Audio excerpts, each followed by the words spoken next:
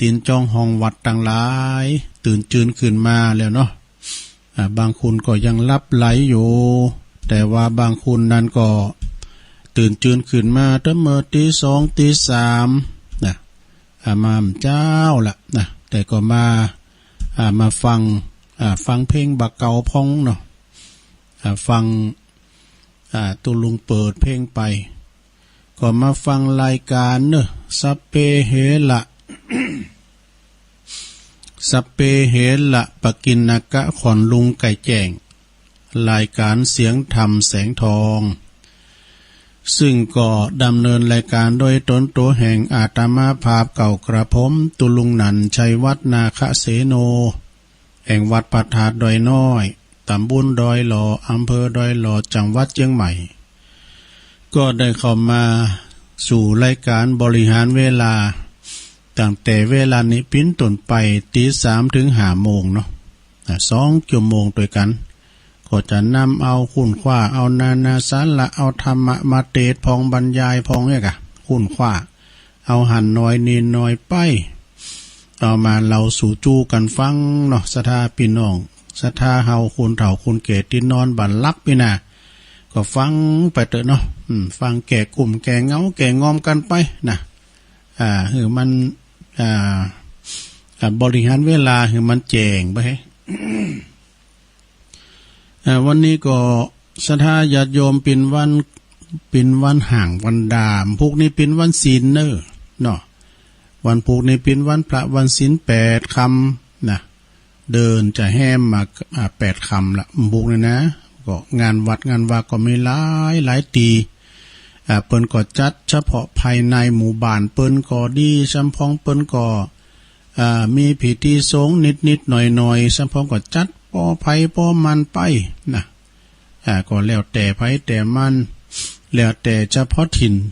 นะก็จัดไปก็แล้วไปป่นไผป่นมันไปเบิ่หือมันเสียนวัฒนธรรมเฮาเนาะมันขาดนี่นะก็มีหลายวัดอยู่แต่บึดแต่ประกาศให้ฟังเด้อศรัทธาญาติโยมทั้งหลายตอนนี้ไปก็เพื่อความเป็นสิริเป็นมังกรเป็นมงคลตุลุงจะนำไหวพระสวดมนต์กันเน้อศรัทธาญาติโยมตื่นกันมาแล้วบ่ถ้าตื่นกันมาแล้วเนาะพองก่อนนอนอยู่หันลงไปลุกมาเตอเน่มันเจ้าอยู่นะนอนอยู่หันนะถ้าว่าจะสวดมนต์ตัวก็จะไปสวดดังให้เอาหมกปอให้พอดีลูกหลานเขารับอยู่เขาเยการมอย เอาก็นอนอยู่หั่นว่าในจิตในใจว่าในใจก็จะไปว่าแห้งเนอะว่าในใจหั่นนะไหวพระพร้อมกันอะระหังสัมมาสัมพุทโธภะคะวาพุทธังภะคะวันตังอภิวาเทมิ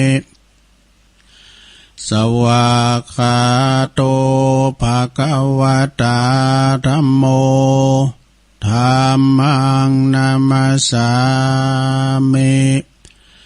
สุปฏิปันโนภะคะวะโตสาวกสังโฆสังฆังนะมามินะโมตัสสะภะคะวะโตอะระหะโตสัมมาสัมพุทธัสสะนะโมตัสสะภะคะวะโตอะระหะโตสัมมาสัมพุทธัสสะนะโมตัสสะภะคะวะโตอะระหะโตสัมมาสัมพุทธัสสะอิติปิโสภะคะวะอะระหังสัมมาสัมพุทโธวิจาจารณะสัมปันโนสุขโตโลกวิโต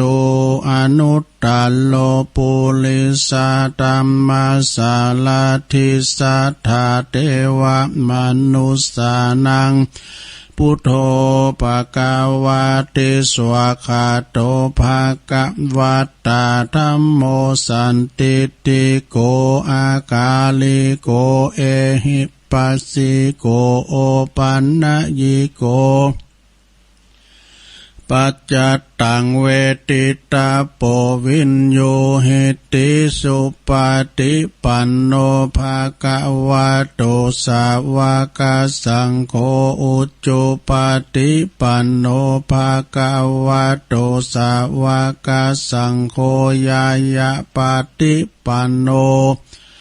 ภะคะวะโตสาวกสังโฆสามิจิปฏิปันโนภะคะวะโตสาวกสังโฆญาติตังจัตตาลิปุลิสายุคาเนอัฏฐปุลิสาปุคลาเอสะภะคะวะโตสาวกสังโฆอาหุนายโยปาหุนายโยตาคินายโยอัญจลิกาลนิโยอนุตตลังปุญญเขตังโลกัสสาติจะยันโตโพธิยามมูเลสักกายานังนันทิวัตโนเอวังตวังวิจัยโยโหหิจัยยสุจัยยมังคะเลอปะลาจิตตปันลังเกสิเสปะทะวิโปคะเลอภิเสเกสัพพพุทธานังอากาปโตปโมทาติสุนักตังสุมังกาลังสุปภาตังสุโหติตังสุขาโนสุโมโหโตจะสุยิตังพระมัจจาลิสุปัตตกินังกายกัมมังวาจากัมมังปัตตกินังปัตตกินังมโนกัมมังปเนติเตปัตตกินาปัตตกินานิกัตวนะลาพันตเถปัตตกิเนสัพพิติโยวิวัตตันตุสัพพะโลกโควินัสสตุมาเตภวัตวันตัลลายโยสุขิติงกายุโกภวะอภิวาทานาสิลิสันนิจังวุตตาปัจจายโนจัตตาโลธรรมาวาทันติอายุวันโนสุขังปะลังเอาละเนาะศรัทธาญาติโยมต่างหลายตุลุงก็ปินเก้าปินโหนำสวดมนต์ไหวพระไปปินตีเรียบร้อยศรัทธาต่างหลายก็ขอปฏิตาไหลลัตนะผ่านแผ่วพระเกี่ยวเจ้าตั้งสามประการจงมาปันดาบุญดลบันดาลมาปกป้องคุ้มครองเนาะอักษาครูบาอาจารย์พระมหาเถรานุเถระพระภิกษุสามเณรพระน้อยขโยมเนาะอยู่กับวัดกับว่าถ้าว่าตุนได้คนใดที่เป็นขโยมก็จะไปหาดคือโบสถ์เนาะได้เป็นสมณะเหล่าก็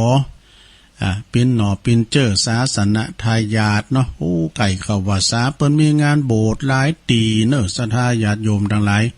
ถ้าว่าเปิ้นมีงานโบสถ์บ่ได้นี้ไข่เค็มนะซะถ้าเปิ้นมีงานโบสถ์ที่ไหนก็ไปจุยเปิ้นเนอะสร้างศาสนาทายาทหน่อเจ้านะสืบต่อพระศาสนาของเฮาเนี่ยศรัทธาญาติโยมทั้งหลายจุยกันนะจันโลงพระพุทธศาสนาของเฮาไว้ประเดี๋ยวนี้ศาสนาของเฮานี่ถูกคุกคามมาทุกด่านเพราะว่าด่านการเมือง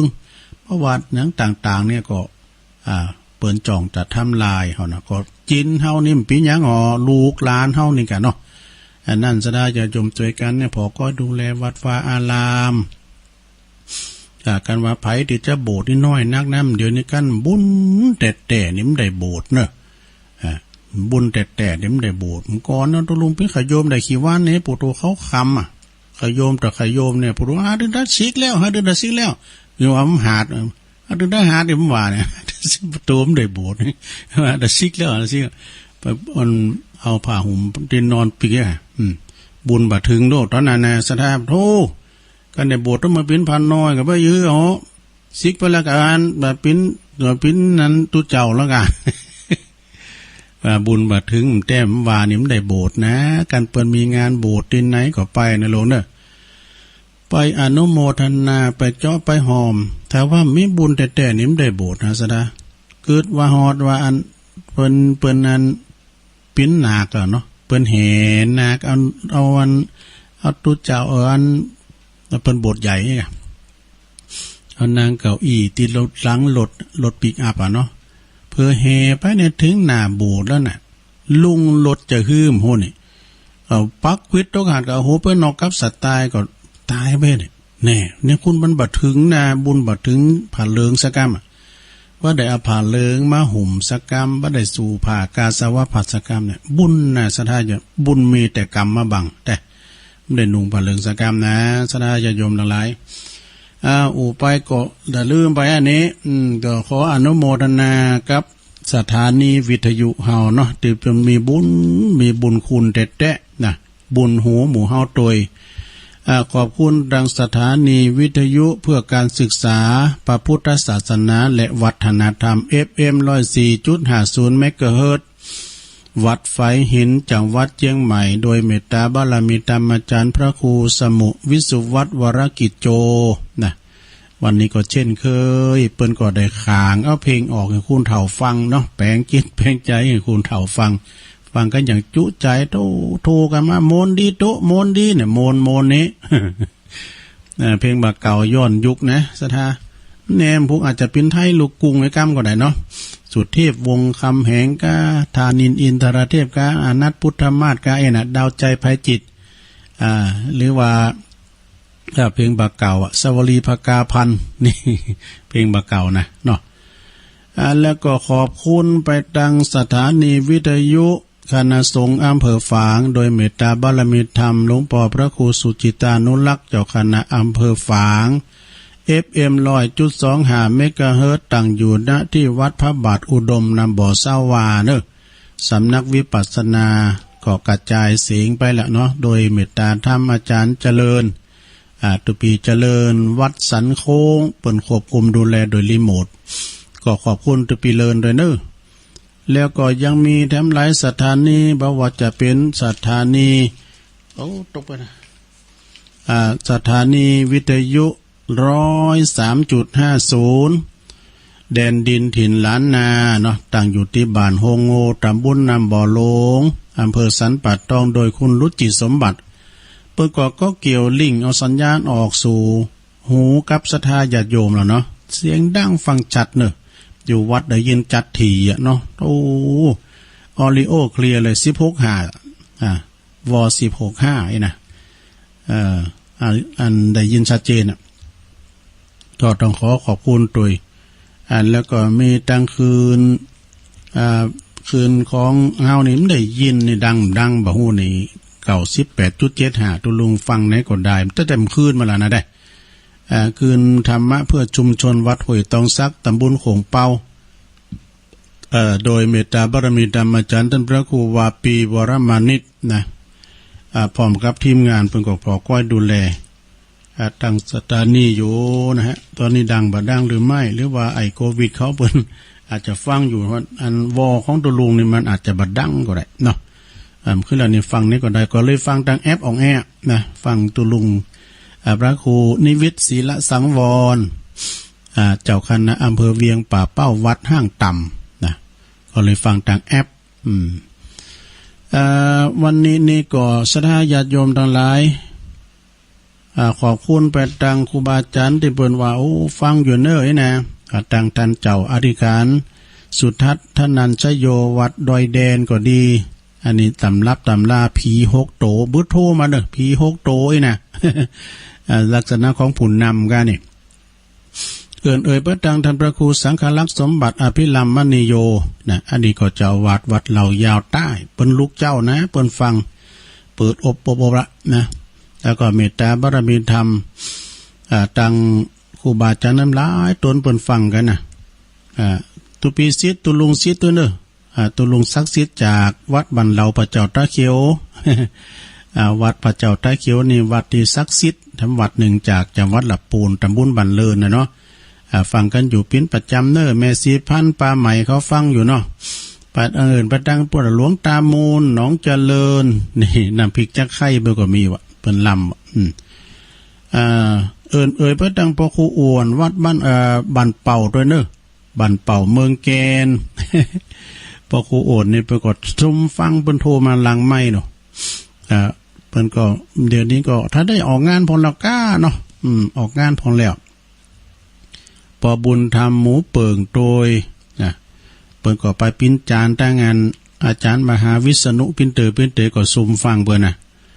ไปไหวพระรับศีลนะพุ่นนะเอิ้นไปตั้งพี่น้องพลังเงบเนาะปะหลงอินค่ำก็ดีชมพูพลอยพี่น้องตั้งปากล่องพลังเงบเนาะ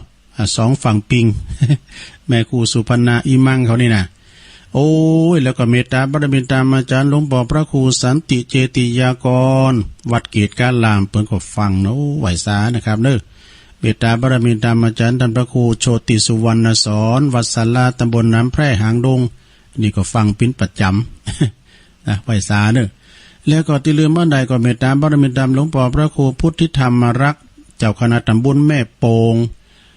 วัดป่าไผ่บ่อทองดอยสะเก็ดปุ่นเด้ออันนี้ก็ได้รับประสานงานจากหลวงพ่อมานิตวัดถามว่าโลเพราะว่าโอ้ท่านพระครูเพิ่นก็ฟังนะไอ้หรอก็ขอบคุณแต่ว่านี่ก็ขอบคุณด้วยเนอะทางอาจารย์ไพบูลย์หมอศาสตร์ปนโทมาหลังไม่ฟังอยู่นะตัวเนอะฟังอยู่ตลอดไอ้น่ะอาจารย์ไพบูลย์หมอศาสตร์มันโอ้ครูบาอาจารย์ก็ฟังกันหลายกะอาจารย์เพลินพิษทิพฤกษ์ตั้งบันเป็นก็ดี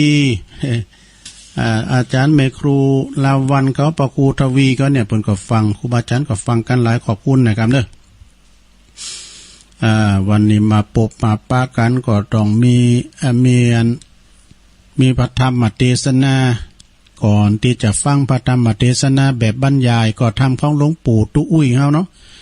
หลวงพ่อบุญปันปุญญธรรมโมวันนี้ทำให้ชื่อเรื่องว่าสุขในโลกหน้านะสุขในโลกหน้าสุขในเมืองคุณสุขเมืองบุญสุขเมืองฟ้าสุขไปหน้าคือพานิพานใจสุขเมืองมนุษย์คุณเฮามีสุขยังสุขมีข้าวไว้กินสุขมีแผ่นดินไว้อยู่สุขมีกูนอนนำ สุขมีเงินมีคำติ้มถุงติ้มไตสุขได้อยู่เฮิรนหลังใหญ่มงกระดาน สุขมีลูกมีหลานมันนางแวดเฝ้าสุขของคุณเท่าก็ฟังทำไปอย่างเอี้ยมันโมนนะลงเนาะมันโมนนะลงโอนโมนก็ว่ากันไปก็ฟังกันไปนะอันนี้เป็นธรรมบรรยายเป็นไทยนะเป็นธรรมไทยนะตุลุงต่อมาอัดเป็นกำลาวแล้วก็มาเด่นไปเป็นกำยองนะไหมอ่ะนะเปิ้นสูงมาเป็นกำไทยและกำเปิ้นดีๆทั้งนั้นน่ะอันนี้เป็นธรรมไทยนะสุขในโลกหน้าก็เดียวก่อนเอา4ยานี้ก่อนเนาะของตุปีโอมนะกฤษกรแสงเงินชัยจากวัดทุ่งโป่งอำเภอบ้านโฮกเปิ้นก็เขียนมาว่ายา4ยามีหยังพองอย่าทิ้งคนที่ร่วมสู้อยู่เคียงข้างนี่อย่าลืมคนที่ช่วยสร้างทางยิ่งใหญ่อย่าละเลยคนที่เคยมีน้ำใจอย่าลืมเป็นผู้ให้เมื่อได้ดีโอ้โตอันนี้ก็กำลึกเหมือนกันเด้อศรัทธาญาติโยมทั้งหลายอย่าไปทิ้งอย่าไปละไปขวางกับคุณที่อยู่เคียงข้างเฮาตลอดเพิ่นสนับสนุนเฮาเนาะเคียงบ่าเคียงไหลเฮามาตลอดคล้ายๆก็ว่าเปิ้นไฟแล้วถึงฝั่งละทีเปิ้นสูงให้พอดีให้บ่ได้อันนี้เลยแต่คุณเนอะ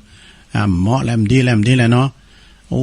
อย่างว่ากูโพโตเมเนี่ยเปิ้นสู่กันมาสร้างเนื้อสร้างโตเข้าครึ่งขอนชีวิตแล้วปางสุดท้ายมีเงินมีทองเข้าน้ำกำกินอะไรก็มีอโลอโตนแล้วเนาะโตปอดใจก็ไปมีกิเกโตไม่ยิงก็มีกิแตกสามัคคีกันก็เลยอย่าล่างกันถึงเถ่าก็มีนะบางทีนะแต่มจะบ้านเฮาบ้านอื่นบุ่นเมืองบ่จีวอกบุ่นเนาะต้องเข้าใจกันเนาะเข้าอกเข้าใจกันโผเกี่ยวเมเกี่ยวโผเกี่ยวเมแสงโผแป้งเมหักลูกหักลูกโตนเปิ้นก็หักกันแป้งกันหักกันแล้วก็อย่าลืมคนที่ช่วยสร้างทางยิ่งใหญ่เคยเกิดสร้างห่างแป้งกันมานี่เพราะว่าตั้งไปในไปนอกก็ดีครูบาอาจารย์พระสงฆ์องค์สังฆเจ้าตั้ง3ก่อนเสาอีกเนาะช่วยกันกึดกันสั่งวัดวาอารามจุนประวัติไสวัดวาดการกรุงลุงเริงนะเพราะว่าจะปิ้นปอโลงตั้งไปนอกผุนนำก็ปอโลง พี่น้องเจ้าบ้านตึงบ้านไปในก็มีสวาตุเจ้า โอ้คือมันถูกคือมันลงส่งกันป้อเนอะสำเตอโอ้เขามาเอาเขาปต้มก่อนนี่ต้วยกันหล่องบ่เดียวนี่เยิ้มเขาหากันในพิษพ่องมองใจหมางใจกันอย่างเนี่ยก็เลยบิดเบือนกันไปเหียนะเกิมเกยว่าก่อนนี่ไปไหนนี่ต้วยกันอย่างแม่งปอไอ้นะแล้วมาพิษอกพิษใจคิกคอกกันอย่างเหียนะไปจีอันขอหันหน้าเขาหากันเอากึดเอาสั่งมาถ้าเมื่อบุกเบิกมาแล้วไอ้นะเขาหากันหันหน้าเข้าหากันปรึกษาหาเรื่องกันมีอย่างก็ปีหูซองน้องหูหนึ่งไปโตคืดมันมาตกใส่นะคัดเหมือนเกิดมาจากคืดถ้าว่าคืดตกวัดห่างคืดตกบานห่างปิ้น3ก่อนเสาเนี่ยพลังบาวรนะพลังบาวรก็คือบ้านวัดโรงเรียน จะไปลืมกันเนาะช่วยกันที่ช่วยที่อย่าลืมคนที่ช่วยสร้างทางยิ่งใหญ่คือสร้างห่างแป้งกันมาเลยนะอย่าละเลยคนที่เคยมีน้ำใจนะเป็นมีน้ำจิตน้ำใจต่อเฮามาก่อนอย่าลืมเป็นผู้ให้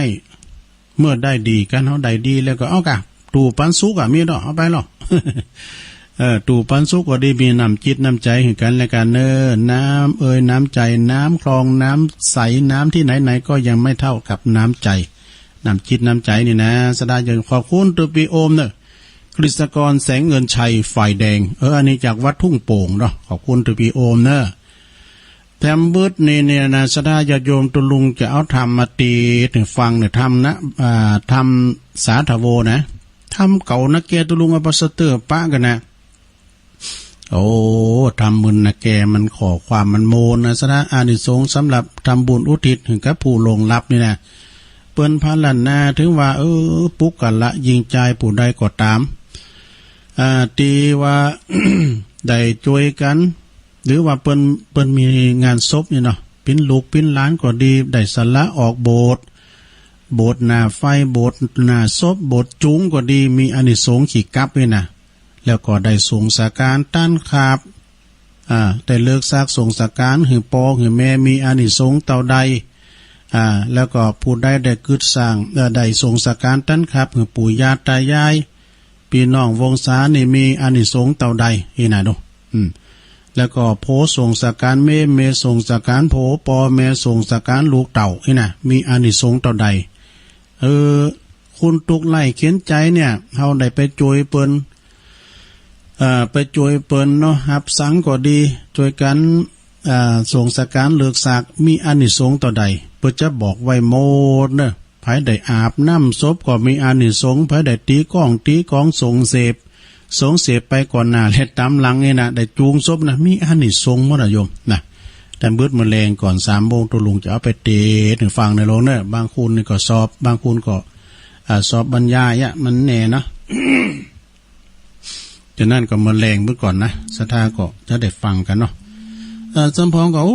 เมื่อเจ้ามันได้ยินจะเตือด้วยเยอะก็อีปออีเมมันรับไปนะเพิ่นรับ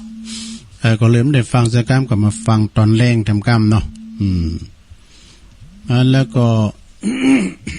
วันนี้กันถ้ามีเวลาเต้นก็จะเล่านิทานด้วยนะเนาะเดี๋ยว เอาเล่านิทานนี้ก่อนดีกะเนาะมิวสิกมีเดี๋ยวพอมิวสิกกันมิวสิกมีถ้ามีเอามาโตเพลงนิมนต์นะเพลงมิวสิกต่อไปจะได้เล่านิทานเนาะของอาจารย์ชัยทองขันจากหนองผาขาวเดี๋ยวเกินอันนี้เปิดมาหลายเต๋อเพิ่นจะได้จ้าวิทยุตลุ่มดัง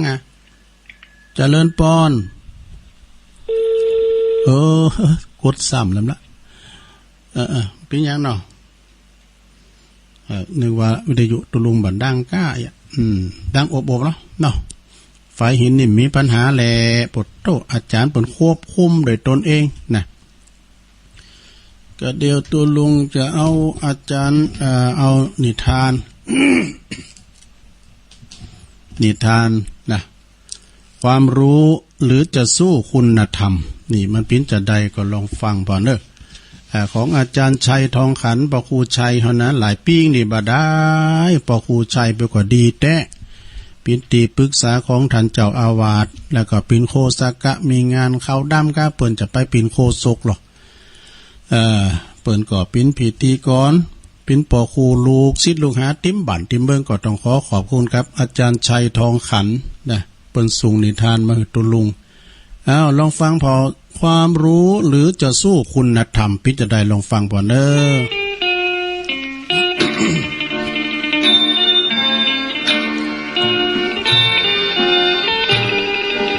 ความรู้หรือจะสู้คุณธรรมนี่เปิ้นก็บอกว่าคุณเฮาเนี่ยมักจะได้ยินเฮาจะมักได้ยินไผต่อไผเสมอว่าคุณเฮาเนี่ยเลิกเกิดบ่ได้นี่อย่างเขาว่าเนี่ยก่อนที่จะเกิดก็ส่องพอตั้งโลกมนุษย์แล้วนะไอ้น่ะตุลุงก็ส่องพอโลกมนุษย์ด้วยเนาะพอทุกวันออกจุงอันนี้พอเล่งโฮงสีแล้วเนี่ย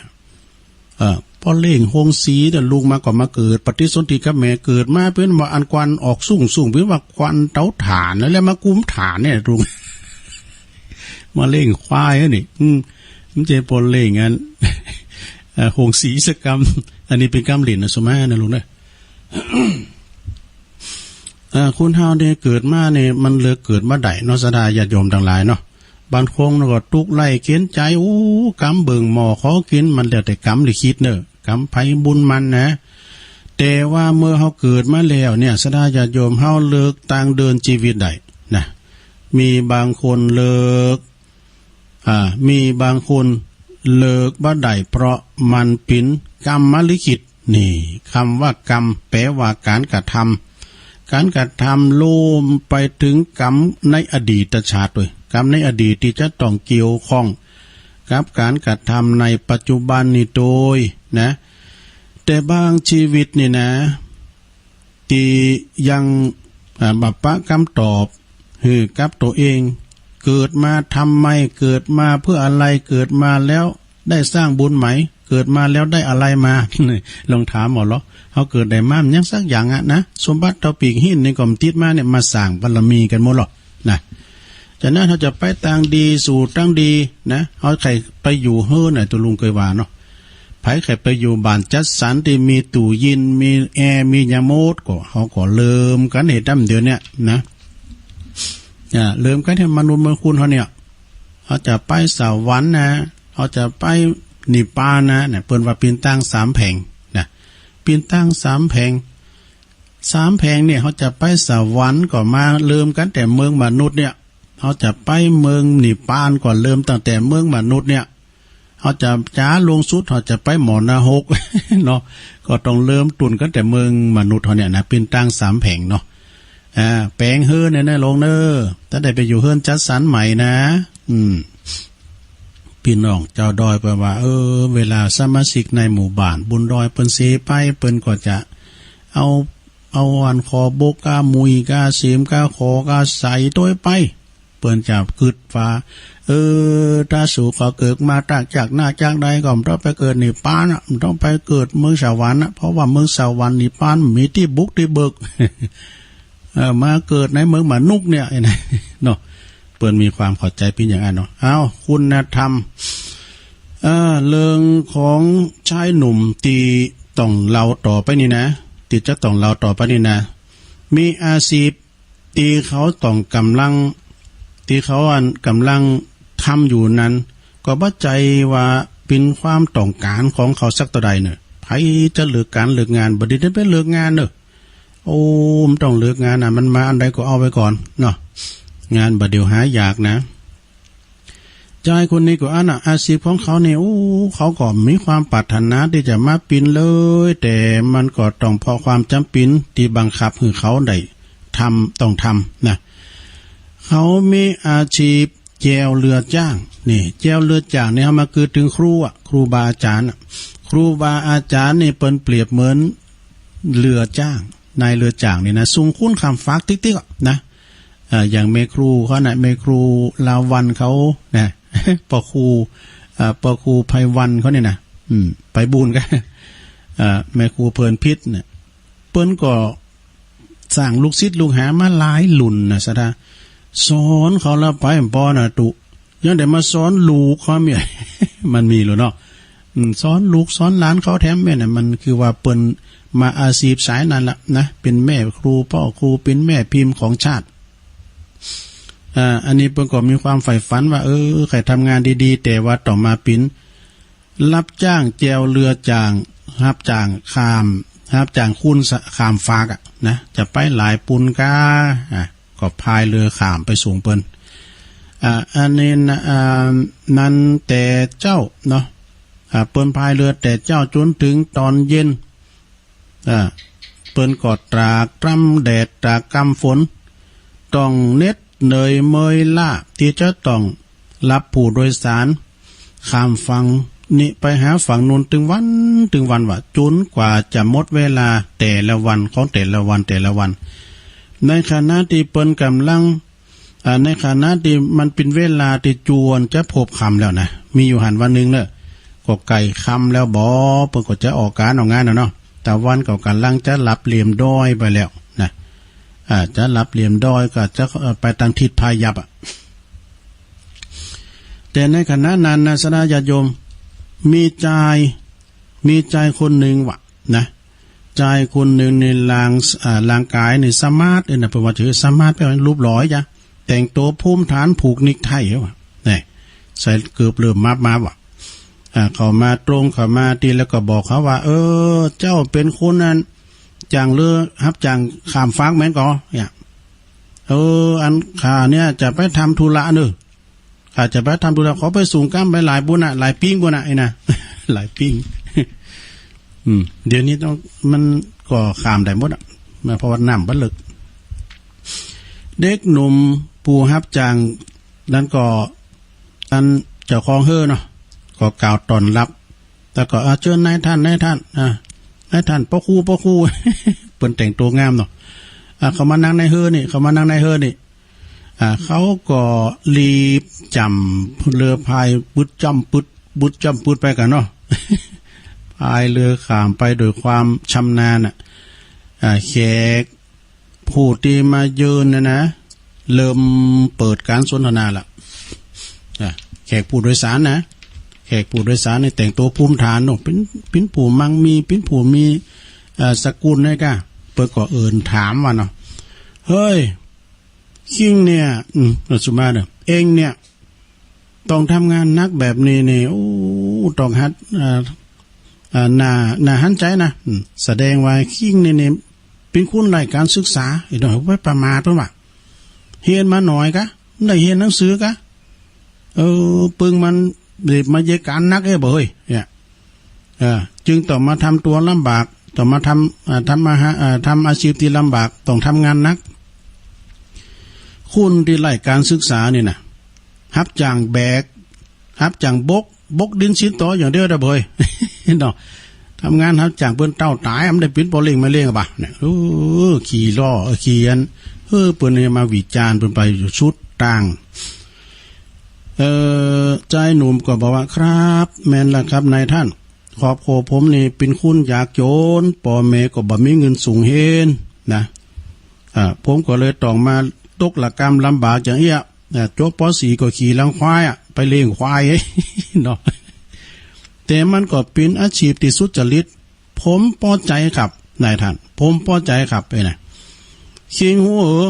ข้านี่เป็นด็อกเตอร์นะเว้ยนะปุถโธเพิ่งตีเติมมันไปปุขุนเสียเปิ้นนี่ข้าเนี่ยเป็นด็อกเตอร์นะหัวด็อกเตอร์จบปริญญาเอกนะจากเมืองนอกพุ่นน่ะไปปุขุนเสียเปิ้นไปว่าไปโภชนายุหาเนาะพอดีขณะที่สนทนากันสักครู่นะเปิ้นว่านะก็เกิดพายุวาโยมาเลยพายุเนาะวาตะนะวาตะลมพัดกระโชกแรงมาว่าดูฝนก็เริ่มจะเทลงมาแล้วก็ทำทาโครงเครงฮิจะลมฮิจะจุ๋มนะถึงกลางแม่น้ำปิงประเดี๋ยวทั้งกลางแม่น้ำประเดี๋ยวพอด็อกเตอร์ปุตุนาซีดมาได้บ่นะเฮ้ยอย่างไรมากินตะลุมก็บ่กินตะลุมก็เนี่ยโ เป็นนั่นกำจับบาทมันแน่ครับนายท่านมันอาจจะหลุ่มเดิมเจ้าเปิ้นว่ามันจบนี่คิงนี่ศึกษามาหน่อยนี่นะศึกษามาหน่อยเนี่ยเต่ากับตายไปแล้วกึ่งนึงนะเฮ้ยนี่นะเปิ้นว่านะมันได้ศึกษาหามเฮนน่ะเต่ากับตายไปแล้วกึ่งนึงนะนี่นะเปิ้นว่าอีห้อยข้างแล้วก็ เปิ้นก็บอกว่าปิ้นด็อกเตอร์นะแกคือจะหลุมหรือเปล่าเนี่ยวะเนาะบ้านเนนะครับอาจารย์เนาะอาจจะหลุมก็ได้นายท่านด็อกเตอร์ว่ายน้ำปิ้นหรือเปล่าว่ายน้ำปิ้นหรือเปล่าครับนะโอ้บ่ปิ้นบ่ปิ้นโว้ยบ่ปิ้นเอาว่ายน้ำจังนะก็เมื่อครูท่านบอกกับผมว่าคุณเฮนน้อยเนี่ยนะเต่ากับตายไปกึ่งตัวแล้วแต่ท่านเนี่ยปุตโตเฮนมาสูงเห็นปิ้นด็อกเตอร์นี่กำลังจะตายตึงตัวเลยด็อกเตอร์ก่อนหน้าซีติ๊กๆอาจจะฮือดีนะหุ้ยช่วยขาหน่อยด้วยขานี่เป็นคุณของสังคมนะเห็นเนาะด็อกเตอร์นี่ทั้งเจ็บใจทั้งอายแล้วก็ที่เด็กมันหยามเนี่ยแบบนี้มันหยามน้ำหน้ากันนี่หว่านะอีครู่ต่อมาจุ่มแท้ หลุมจุ่มแท้จุ่มหายไปในพริบตาในสายแม่น้ำนะเด็กหนุ่มนั้นก็เจ้าของนะก็ปาด็อกเตอร์ขึ้นฝั่งอย่างปลอดภัยลากทุลูทุกังนะอย่างทุลักทุเลกันมีเด็กหนุ่มตีเปิ้นไล่การศึกษานั่นก็ไปมีด็อกเตอร์ก็ตายแล้วในความหูโถมโตเอาโหมหลอดนะประมาณเนี่ยความหูโถมโตโถมโหเอาโถมหลอดนี่นะนิทานเรื่องนี้ก็จบลงไปสถาญาติโยมทั้งหลายอันเนี้ยเนาะสถาญาติโยมนะเฮามียังแล้วหรือว่าเฮาเป็นคุณล่ำคุณโรยเป็นคุณมีความหูความรัก อันยังต่างๆเนี่ยมันอยู่ที่กำอู่กำจาเนอะสดาเนอะฉะนั้นก็จะไปประมาทกันคุณประมาทคุณในบดีนะสดานะไปประมาทกันคุณเฮาเนี่ยถึงแม้ว่าซ้ำเตอนะเปิ้นก็บุญไผบุญมันนะซ้ำเตอเฮาคุณล้ำคุณรวยแต่โอ้ปิ้นไข่ใดพยาธิเนาะเปิ้นคุณตุกไล่เข็นใจเปิ้นเตียวไปมาได้นะเปิ้นมีโรคตับโรคไตเปิ้นกินได้ไปปิ้นเปิ้นกินได้กินเปิ้นไปได้ไปอันนี้ก็เป็นบุญของเปิ้นน่ะสดาเนาะเนี่ยถ้าไปประมาทตะเน้อเปิ้นบ่ฮือประมาทคุณนะสถาญาติโยมทั้งหลายเนาะอันนี้ก็ขอบคุณทางอาจารย์ชัยทองขันประครูเขาเนอะส่งหนังสือนิทานธรรมมาหือตัวลุงนะปิ้นขอคิดสะกิดใจนะญาติโยมทั้งหลายไปประมาทกันความหู้เปิ้นว่าไปไหนเนี่ยไปโอดหู้โอดลักคือหู้ฮะเนี่ยปิ้นด็อกเตอร์นะไอ้น่ะไปปุขุนเสียเปิ้นว่าไปไหนหือเอางาวไปก่อนโง่ไม่เป็นใหญ่ไม่ได้เปิ้นว่านะจบลงไปเนาะเดี๋ยวกันอันนี้ก็เรื่องงานหนังสืออันล้านนาเฮานาของงานคำคมแห่งล้านนาของปครูอำนวยกลัมพัฒน์ซึ่งเปิ้นก็จัดพิมพ์โดยร้านประเทืองวิทยา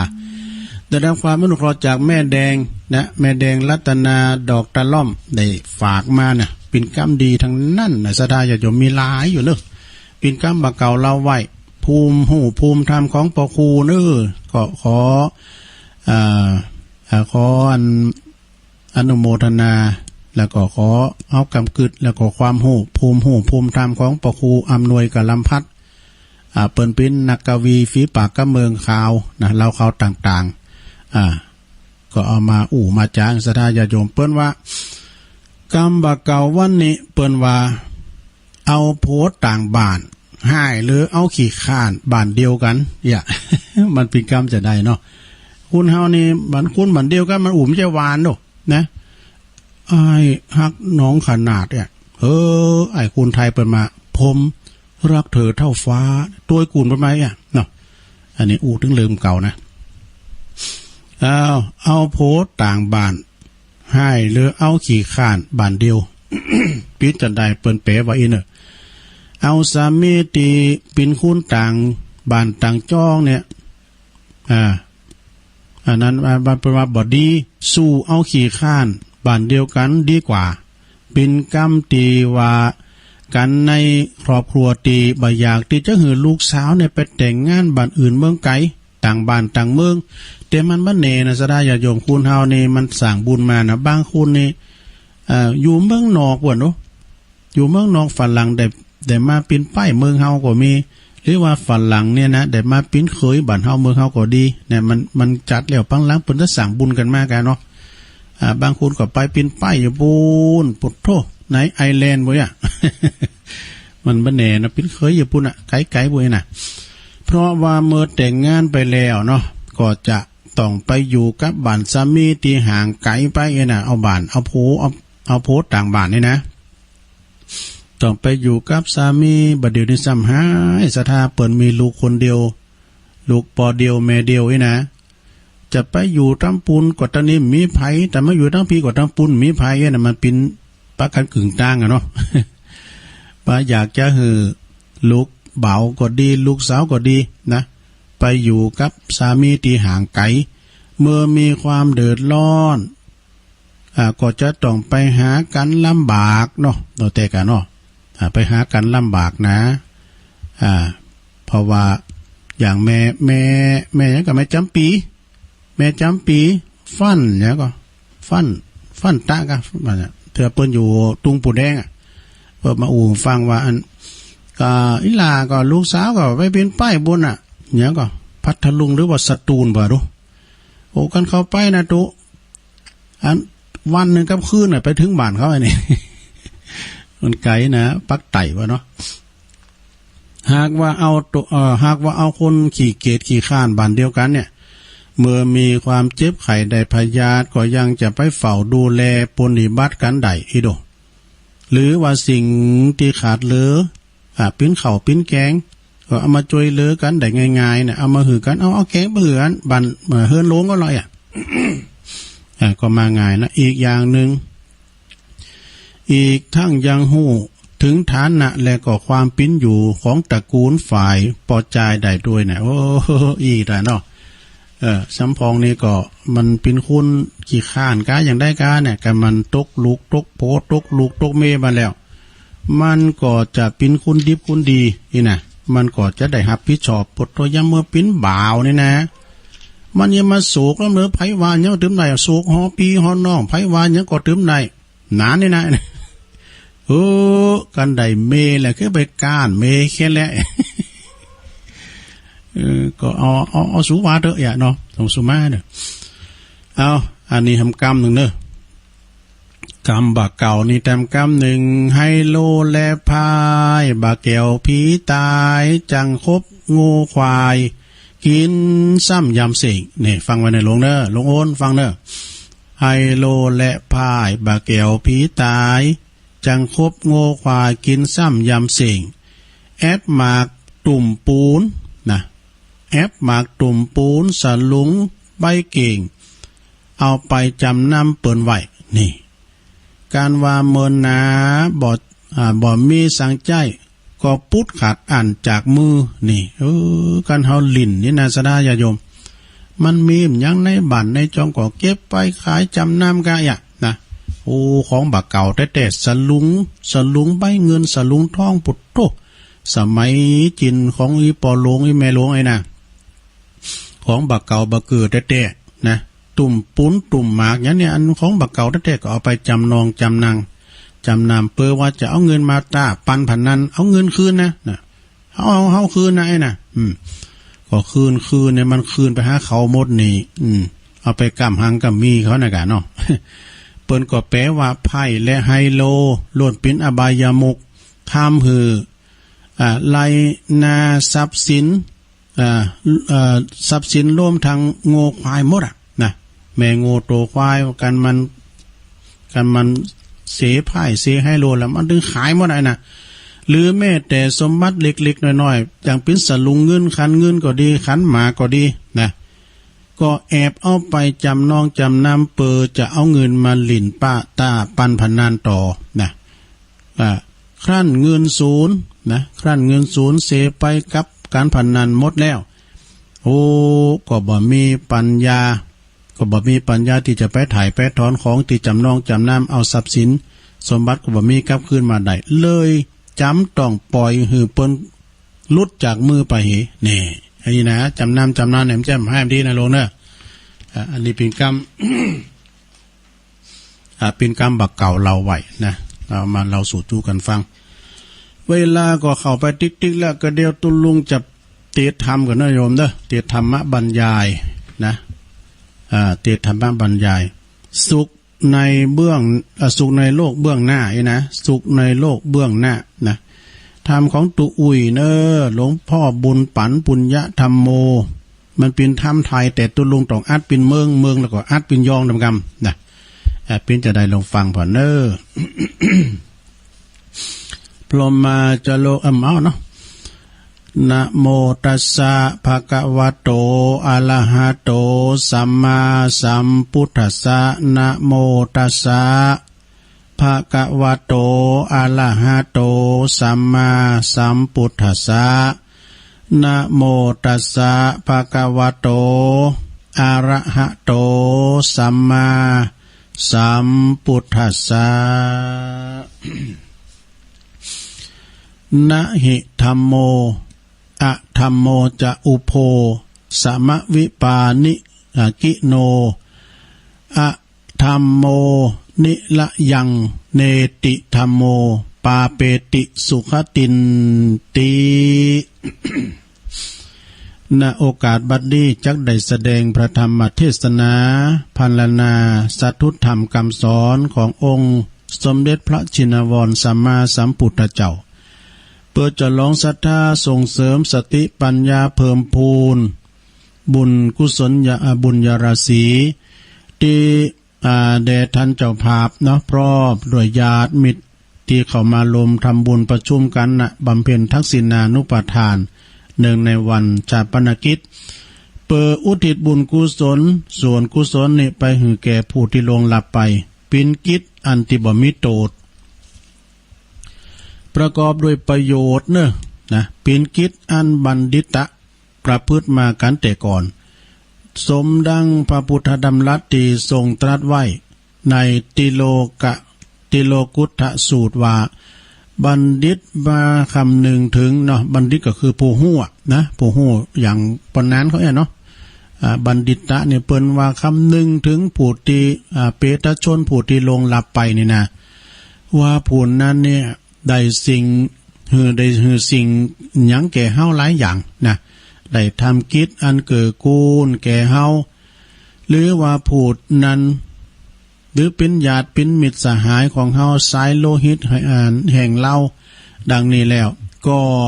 พึงจะบำเพ็ญกุศลทักษิณานุปทานนะอุทิศบุญกุศลไปหาผู้ที่ลงลับไปแล้วเปิดจะเป็นบุญญาราศีสำเร็จประโยชน์ในสัมปรายาภพเบื้องหน้าอันหนึ่งเมื่อว่าเอามาคำหนึ่งถึงทันผู้ที่มรณกรรมไปแล้วนะก็เป็นเหตุให้เกิดความเศร้าสลดเสียใจเนอะตามวิสัยของบุคคลผู้ที่เป็นปุถุชนคนธรรมดาแต่เมื่อได้มาพิจารณาตามธรรมเทศนาขององค์สมเด็จพระจินวรสัมมาสัมพุทธเจ้าที่ได้ตรัสไว้ว่าสัพเพสัตตามริสันติมละนันตังนาชีวิตังขะรังปิ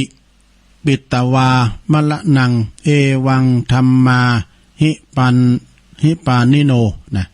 ซึ่งแปลความว่าสัตว์ทั้งหลายทั้งมวลเนี่ยจักต้องตายเพราะชีวิตมีความตายเป็นที่สุดนะแม่ได้อยู่ถึงชราก็ต้องตายเพราะสัตว์ทั้งหลายมีความเป็นอย่างนี้เป็นธรรมดานะเพราะว่าเมื่อได้พิจารณาตามกระแสแห่งพุทธนิพนธ์เนาะพุทธนิพนธ์ดังนี้ก็จะเป็นวิธีทางเคืองบรรเทาความโศกเศร้าเสียใจเสียใดตามแต่กำลังสติปัญญาเนาะชีวิตนี้บ่มีนิมิตหมายหู้ลวงหน้าว่าหู้ลวงหน้าก่อนว่ามรณกรรมคือความตายเนี่ยจะมาถึงเฮาเมื่อใด ชีวิตนี่เป็นของเล็กๆน้อยๆชีวิตเป็นของน้อยถูกชราคุกคามอยู่ตลอดเวลาเกิดขึ้นตั้งอยู่และก็ดับไปเพียงชั่วครู่ชั่วคราวประกอบด้วยทุกข์นะสมดังพุทธพจน์ที่ว่าอนิมิตตะมนัญญาตังมัจจานังอิทะชีวิตังกลิสันกสิลันจะปาลิตันเจปาลิตันจะตันจะทุกเขนะสัญญิตังเนี่ยเป็นบาลีเปิ้นนะเปิ้นแปลว่าอีในหลวงเนอะความว่าชีวิตของสัตว์ทั้งหลายในโลกนี่นะล้วนแล้วแต่ว่าล้วนบ่มีเครื่องหมายอันบุคคลที่จะฮู้ได้ถึงเป็นการฝึกเป็นการฝืนเครื่องเนาะและก็เป็นของน้อยซ้ำประกอบไปด้วยตุกนะอธิบายความว่าบรรดาสัตว์ที่เกิดมาเนี่ยนะสดาญาโยมทั้งหลายบ่มีเครื่องหมายขอบเขตหรือว่าเกณฑ์แห่งอายุไขว่าเขาจะอยู่ใดเท่าใดนะเขาจะอยู่ใดเท่าอันเท่าอีบ่ฮู้ว่าความตายน่ะเขาจะมีตายโดยโลกยังสถานที่ใดและก็เวลาใดเมื่อชีวิตอินทรีย์เขายังมีอยู่ปิ้นอยู่นะก็จะต้องประดับประคับประคองพัดเปลี่ยนอิริยาบถรักษาพยาบาลการเนืองเนอะใจใส่ในร่างกายของตัวเฮาเพราะสังขารของเฮาเนี่ยประกอบไปด้วยตุกนะอันเกิดจากเย็นหนักห้อนหนักอย่างนี้เป็นต้นนะชีวิตของเฮาเนี่ยเป็นของนิดหน่อยวะเพิ่นว่านะตั้งอยู่โชขันนะตั้งอยู่โชขันนะมีอุปมาเหมือนต่อมน้ำหรือว่าฟองน้ำนี่นะสถานเนาะเมื่อตั้งขึ้นอยู่แล้วก็พลันแตกดับไปหากเฮาผิดทักรักษาเอาไว้ดีๆเนี่ยนะชีวิตอินทรีย์สังขารก็จะอยู่ได้นานหน่อยนะอยู่ได้นานหน่อยเหมือนเคหสถานหรือว่าเครื่องยนต์กลไกเนี่ยสถานนอนรถเฮานี่นะรถเฮาก็เฮาคำมันก็คำเฮานั่นเนาะมันจะได้ก็เฮาคำมันนะน้ำมันเครื่องก็พอสักเตยนะน้ำในเตียนหมอนน้ำก็หมอสักเตยกันมันนอกมานะปุถุมันจะหมอก100-200เนี่ยในลงเนอะมันพอเนอะ น้ำมันเครื่องนี่นะมันแห้งนะกันมันนอกนะปุถุปิ้นหมื่นเนอะนะรถยนต์นี่นะสถาตุลุงเกยนะต้องมันพอพ้องน้ำมันเครื่องมันจะเหมือนล้อสมัยก่อนตุลุงมันขับล้อเนาะการทำมีนะมันทำมันน้ำมันล้อแต่นั้นมันเหนียวด้วยมันจะสีเขียวอันนี้หลงแล้วน้ำมันล้อเนี่ยก็มันจะแปลงนะแต่เงินมันหาเข็มตุลุงก็มีน้ำมันล้อมันเอาน้ำมันขี่ล้อไปขอห้องสีบ่นี้ แล้วมันจะว่าเหนียวนี่อันน้ำมันขี่ล้อนี่นะแต่ล้ออันนี้มันก็ไปได้นะเพราะมันใจแห้งงัวนะมันปัจจัยเหมือนเคหสถานเครื่องยนต์กลไกนะร่างกายเฮาเนี่ยเมื่อว่าเจ้าของมันดูแลเนาะอย่างรถนี่นะรักษาเอาใจใส่อยู่ปิ้นประจำก็จะคงทนใจกันได้นานนะ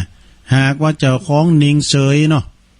ทอดทุนละบ่เอาใจใส่ดูแลรักษาแล้วก็จะมีแต่ซ้ำรุดสุดโทรมลงไปในที่สุดก็พังทลายเสียหายนะอันนี้ก็เป็นอันตรายนี่เป็นธรรมดานะฉะนั้นก็มันพอก้อยร่างกายเฮาเนี่ยลงเนอะมันพอก้อยร่างกายเฮาเวลามันจะฮื้อมาก็ลองไปเช็คพอนะร่างกายของคนเฮาเนี่ยมันปิ้นจะใดก็เฮาก็ไปตรวจเช็คร่างกายนะจุดวัดความดันพองคืนหัวใจพองยังพองอย่างไงแม้ว่าถึงแม้ว่าร่างกายจะแตกดับลาลับไปแล้วแต่คุณงามความดีเกียรติยศชื่อเสียงตระกูลก็บ่สิ้นตามไปนะหาได้สิ้นตามไปไม่สมดังในยะแห่งพุทธภาษิตที่มาเปิ่นยกปินเตวะสังหยุดว่ารูปังชีรติมัจจันนังนามาโคตังนาชีรติแปลว่ารูปกายของสัตว์ทั้งหลายยอมย่อยยับดับสิ้นไปแต่จือและโคดหาได้ย่อยยับไปไม่ดังนี้เมื่อว่าได้ทำคุณงามความดี อย่างได้อย่างหนึ่งไปหือปรากฏจัดแก่ชนทั้งหลายแม้แต่ตัวจะสูญหายสลายตายไปแล้วก็ตามเนอะก็ได้จื่อว่าและจือและโคดจือและโคดนี่นะของเขาก็ยังมีคุณสรรเสริญเยินยอนะกล่าวถึงอยู่สดุดีอยู่เสมอที่บสูญหายไปนะจือเสียงเขายังดีอยู่นะสดาญาโยมและจือว่าโคดแล้วก็ที่กระชอนไปแทนที่จะปิ้นนันคำสรรเสริญนะตรงกันข้ามเนี่ยที่เขาทำดีนะแทนที่เปิ้นจะสรรเสริญกับเป็นคำสาปแช่งว่านินทาสาปแช่งกันที่ว่าเขาทำแบบนี้นะเดี๋ยวกันเนี่ยอันมิกนี่ก็บันเจนแน่นอนนะซะนะ ก็มันออกข้างเดียวก็มีหูข้างเดียวแต่เอามันมือต่อยมันเก่าลงไปสาบแช่งนะสาบแช่งปนามแต่ที่เฮาทำแบบนี้นะเพราะว่าความดีกับความชั่วนี่มันมีผลแตกต่างกันว่ะนะความดียอมมีผลให้เกิดสุขกายสบายใจทั้งโลกนี้และโลกหน้าเน้อลงโอนเน้อส่วนความชั่วนั้นยอม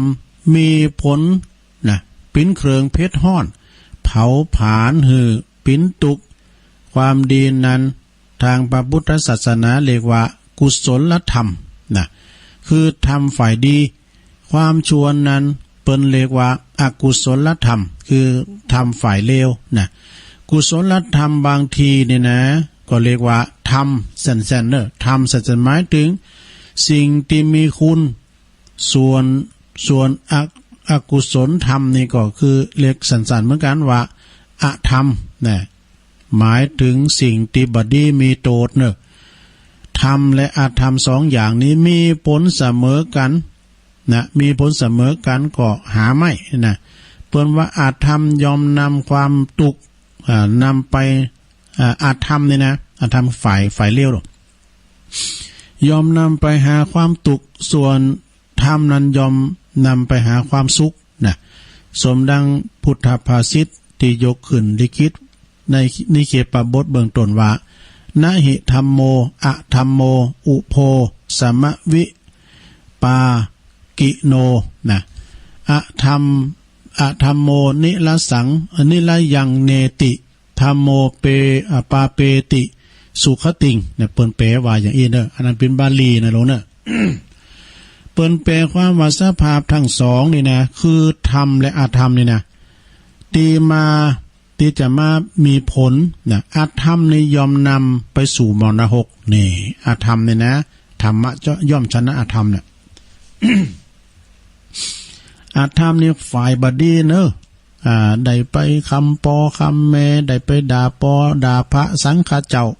ได้ไปป่นจีไปชกชิงวิงลาเปิ้นอันนี้ฝ่ายอาธรรมนะฝ่ายบดีนะสู่นรกว่ะธรรมนี่ยอมถึงสุขติดังนี้นะธรรมตีนี่ธรรมตีในที่นี้หมายถึงความประพฤตินะความประพฤติดีประพฤติสอบประพฤติสมควรแก่ฐานะหน้าที่ของตน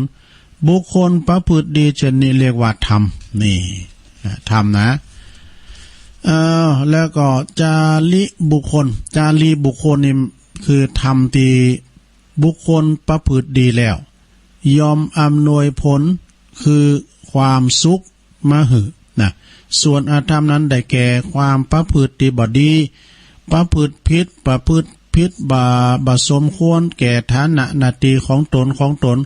บุคคลผู้ประพฤติเช่นนี้แต่ชื่อว่าอธรรมจารีบุคคลนี่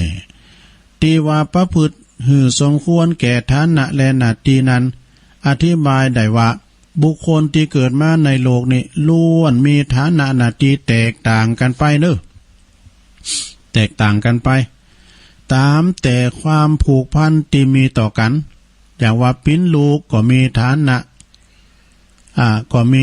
และหน้าที่ของลูกที่จะต้องปฏิบัติต่อพ่อต่อแม่อย่างใดปิ้นสามีภรรยาปิ้นโบปิ้นเมก็มีฐานะก็มีฐานะหน้าที่ของสามีภรรยาอย่างใดก็จะต้องปฏิบัติต่อคู่ครองของตนปิ้นนายจ้างหรือว่าลูกจ้าง ก็มีฐานะหน้าที่ที่จะต้องประพฤติปฏิบัติต่อกันอย่างใดนะเป็นพุทธบริษัทอุบาสกอุบาสิกาพระภิกษุสามเณรก็มีฐานะที่จะต้องปฏิบัติหน้าที่เมื่อใดปฏิบัติหือสมควรหือถูกต้องตามฐานะและก็หน้าที่ของตนโดยบริบูรณ์แล้วเนาะก็จะได้ชื่อว่าปฏิบัติธรรมเด้อหือสมควรแก่ฐานะและก็หน้าที่ของตนส่วนบุคคลที่บ่ประพฤติปฏิบัติธรรมนะก็สมควรหือสมควรแก่ฐานะหน้าที่ยอมก็จะได้รับผลคือความทุกข์เนอะความทุกข์อันเป็นโสนที่เฮาบ่พึงปรารถนานะ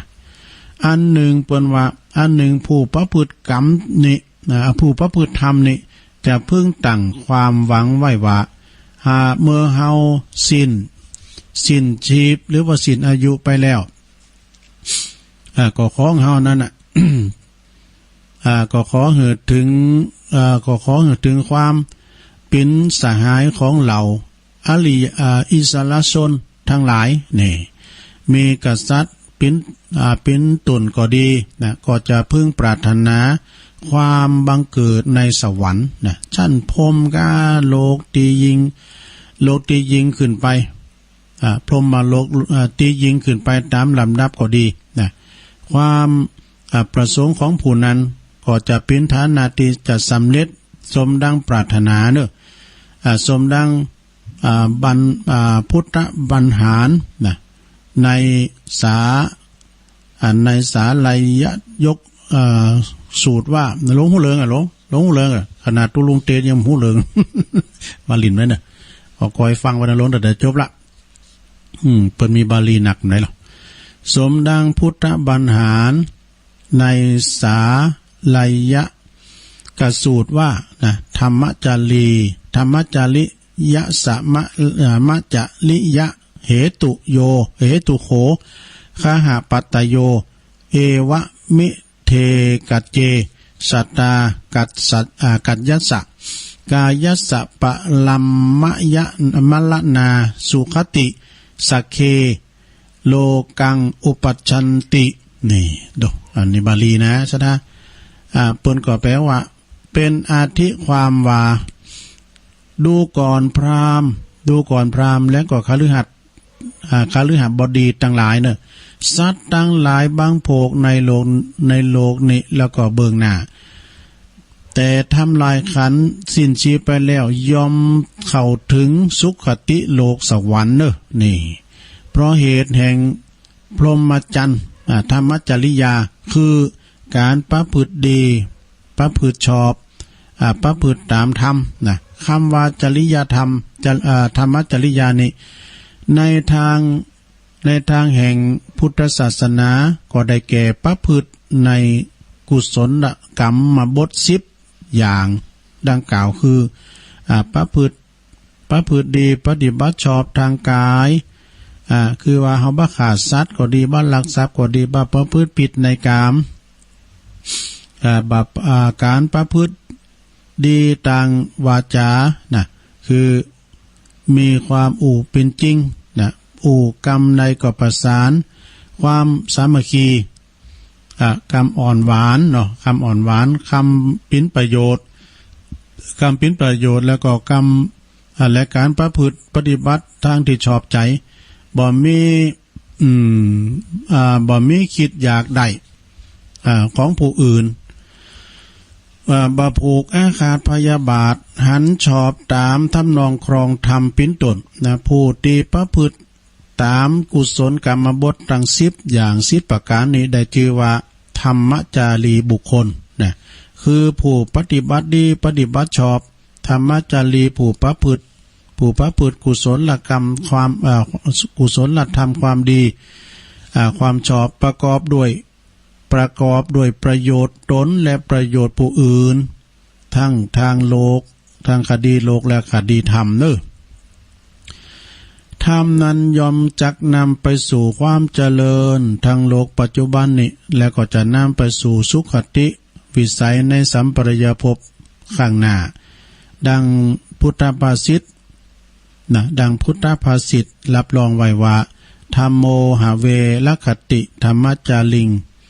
ธรรมแลยอมหักษาผู้ปฏิบัติธรรมธัมโมสุจินโนสุขมาวหาติธรรมตีบุคคลประพฤติดีแล้วยอมนำความสุขมาหือเอสานิสังโสธรรมเมสุจินเนปินนิปินอานิสงส์ในธรรมตีบุคคลประพฤติดีแล้วและณทุกขติงคัจฉติธรรมจารีบุคคลประพฤติธรรมโดยปกติยอมบ่ไปสู่ทุกขติอันชั่วแน่นอนดังนี้ธรรมนั้นก็คือกุศลกรรมบทนี้นะที่เฮาประกอบมีขึ้นโดยกายวาจาใจเป็นธรรมนะเป็นธรรมที่บรรลุสมัยเนอะที่บรรลุสมัยซึ่งก็เป็นตีต้องการใจในการละทุกมือเพราะมีความสุข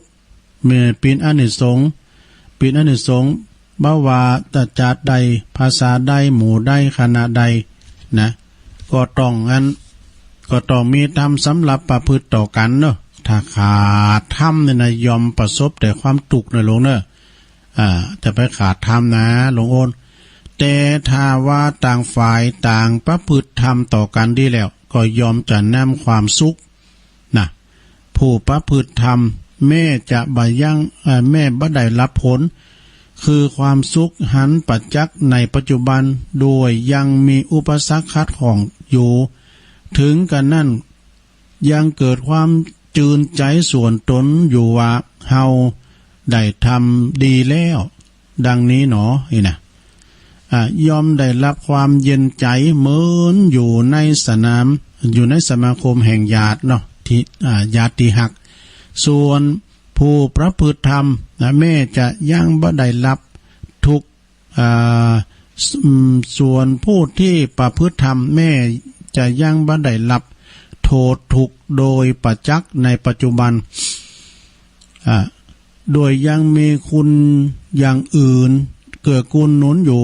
ถึงกันนั่นก็ยังจะได้รับความความห้อนครับขังอยู่ในใจนะโดยหู้ซึกตัวเองว่าเฮาประพฤติธรรมบดีน้อยเนาะยอมปิ้นตุกร้อนใจเหมือนอยู่ในไก่กับอสรพิษฉะนั้นนะเมื่อได้พิจารณาหันตามพระธรรมเทศนาที่แสดงมานี้ก็พึงหมั่นทำบุญกุศลทำคุณงามความดีหลีกเลี่ยงการก่อกรรมทำบาปอกุศลเสียเถิดได้หรอเพราะว่าผลแห่งความดีกับความชั่วนั้นแตกต่างกันหนักความดีมีความสุขผินผลความชั่วมีความชั่วละมกมีความตุกกายตุกใจผินผลนะแม่ละโลกนี้ไปแล้วคติก็ยอมแตกต่างกันไปถ้าว่าผู้ที่ทำดียอมไปสู่สุขติโลกสวรรค์ถ้าผู้ทำชั่วยอมไปสู่ทุกขติโลกสวรรค์ยอมไปถูกทุกขติหรือว่าคือว่านาหกเปรตอสุรกายเป็นต้นเนาะสมดังพุทธภาษิตที่อ่างไว้ณเบื้องต้นนั้นว่านะหิธัมโมอะธัมโมอุโภสามวิปากิโนธรรมทั้งสองคือธรรมและอธรรมมีผลเสมอกันอะธัมโมนิละยังเนติอาธรรมยอมนำไปสู่มรณะธัมโมปาเปติสุขติงธรรมยอมไปสู่ถึงสุขติดังนี้เทศนาวสาเนในเทศนาอาวสาเนในกาละปินที่สุดแห่งพระธรรมเทศนานี่ก็ขออำนาจคุณพระศรีพระรัตนตรัยจงได้มาปกป้องคุ้มครองรักษายังศรัทธาญาติโยมที่ได้สดับรับฟังโดยความทุลักทุเลกุมามะสมดังกรรมตีได้เทศนามาก็พอสมควรแก่กาลเวลาเนาะก็ขอสมมุติยุติลุงปุงไว้เพียงเท่าอีเอวังก็มีด้วยประกาศนี้สาธุทำบุญสอนจะดีตุลุงอ่านกุ๊มาได้นะสถานนะขอสุมาด้วย ขอบคุณทางเจ้าภาพตุอุ้ยเนอะขอบคุณทางตุอุ้ยเฮาตุ้ยที่เปิ้นได้ส่งหนังสือมาเนาะส่งธรรมมาให้ตุลุงได้เทศนาธรรมโอ้เวลาก็ไก่เข้ามาตุลุงอ่านอันนี้กำเดียวกันเนอะตุลุงจะอ่านข่าวสารงานบุญก่อนนะก็วันที่5อันศีลหน้านี่นะมพุกนี่นะวันที่13เนี่ยกันศาสนานะเปิ้นจะมีงานประเพณีอาบน้ำธาตุหลายตีโดยเฉพาะก็ที่วัดประธานดอยหล่อเนอะวัดประธานดอยหล่อก็ไกลๆครับตุลุงเนี่ยตุลุงก็จะได้ไปอยู่ตุปีแอเปิ้นนิมนต์ไว้นะเปิ้นจะมีทรงน้ำพระธาตุเนอะแต่จัดกันระหว่างภายในบ่ได้2หมู่บ้านนะพี่น้องทั้งหลายปิ้งจะมาก็ได้นะทรงน้ำธาตุแล้วก็ปิกทรงน้ำธาตุแล้วก็ปิกอากาศเนาะบ่ละประเพณีเก่าเดิมเฮาเนาะแล้วก็ต่อจากหันก็วัดสันกูนั่นเนาะกำนันซักข้างบนไอซิดเขาตัวปีกอบเขาตัวปีแตกเขาเปิดก่อนถ้าจะจัดอยู่แต่จัดภายในนะเนาะสันมะกรูดตำบลบ้านแป้นอำเภอเมืองแล้วก็วัดหลวงสีตีตัวนึงวัดหลวงสีตีตัวพวกนี้นะแม่สุกแก้วเพิ่นบอกก็ลืมไปได้วัดหลวงสีตีกับครูบาเซาคำพระครูกัลยาณธรรมนิวิทย์พร้อมด้วยคณะศรัทธาวัดสีตีก็ทรงน้ำวันพุกนี่เหมือนกันนะจัดระหว่างภายในเนอะวัดน้ำบ่อโลงตุ้ยนะอำเภอสันป่าตองวัดน้ำบ่อโลงตุ้ยวัดพระนอนมอนจ้างตุ้ยเนาะพี่น้องกิ่วมืนเนอะ มันพร้อมกันแล้วเนาะแล้วก็วัดเสาหินด้วยว่ะโอ้วัดเสาหินแต่บนสีโบบานพี่นะตุลุงสงเขาตุปีเคนเขาเนาะเปิ้นก็วันนี้เปิ้นก็จัดเทศธรรมและเจริญพระพุทธมนต์อบรมสมโภชนำบ่อติบจากด้อยขะหม้อตัวโอ้วันนั้นเปิ้นไปตักเอาน้ำด้อยขะหม้อ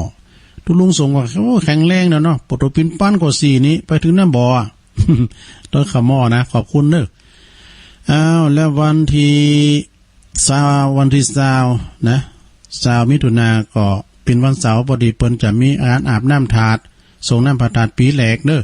ปีบุกเบิกปีแหลกก็ที่วัดหาริการามสันมานะตำบลสันตุนทงอำเภอเมืองจังหวัดลำพูนท่านพระครูสังฆาลักษณ์ท่านพระครูสังฆาลักษณ์ท่านอาจรัตนศิริพี่น้องสันมานะเด้อเปิ้นจะจัดเป็นปีแหลกนะก็เอาธรรมดาไปก่อนปีหน้าจัดนักให้กรรมนะวันนี้21มิถุนายนเปิ้นก็จะมีการไหว้บุรพาจารย์ไหว้สายบุรพาจารย์ยกครูประจำปีที่วัดโบสถ์น้ำดิบเด้อครูบาหนุ่มนะพระครูปลัดท่านนงชยาพระโนก็ปาการไปลมกินลมตานการเปิ้นจะแจกของดีด้วยนะไปลมนะ วัดน้ำดิบเนอไม่หลงน้องหนุดเขานะเนาะแล้วก็ศรัทธาญาติโยมในเตียนวัดอันเหล่าย่าวเนอเนาะหรือว่าวัดกับตองทางวัดเปิ้นได้ขึ้นสร้างหางแปลงเนาะวิหารครอบศาลาครอบองค์ของพระเจ้าสมปรารถนาเปิ้นก็ว่าไผจะบริจาคนะสร้างด้วยกันก็เล็กปูนหินดินทรายโดยเฉพาะกระเบื้องมุงราคาแผ่นละ20 บาท5แผ่นร้อยติดต่อได้ที่ตุปีแดงเนาะที่ตุปีแดงเลขานะที่วัดกับตองหรือว่าวัดเหล่ายาวเนอเนอะอันนี้ก็ตุปีแดงเพิ่นฝากประกาศมานะ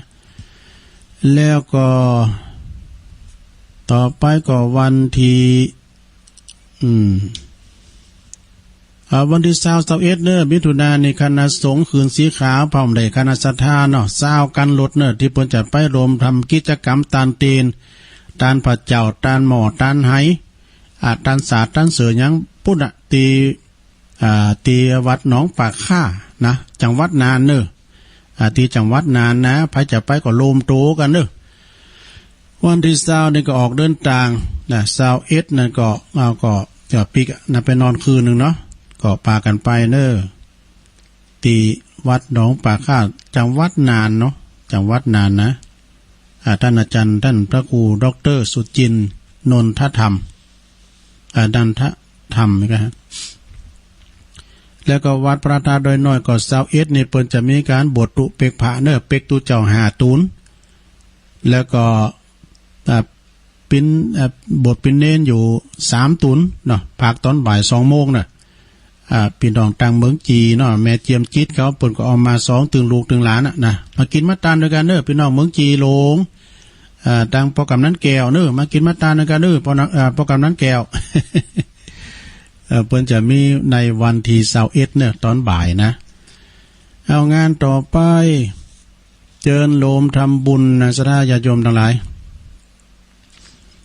นี่ก็วัดบันเลินตำบลบันเลินอำเภอป่าซางเนาะเพิ่นจะมีการอุปสมบทเป็กตุเหมือนกันนะสามเณรสุภฤกษ์ชมพูศรีน้องเนนเต้เนนเต้นี่โตเปิ้นบวชมาดังปิ้นน้อยแล้วนะปิ้นขโยมแล้วก็แต่เดิมเปิ้นก็โบสถ์อยู่ที่น้องเจดีวัดน้องเจดีนะพี่น้องน้องเจดีก็มาเด้อ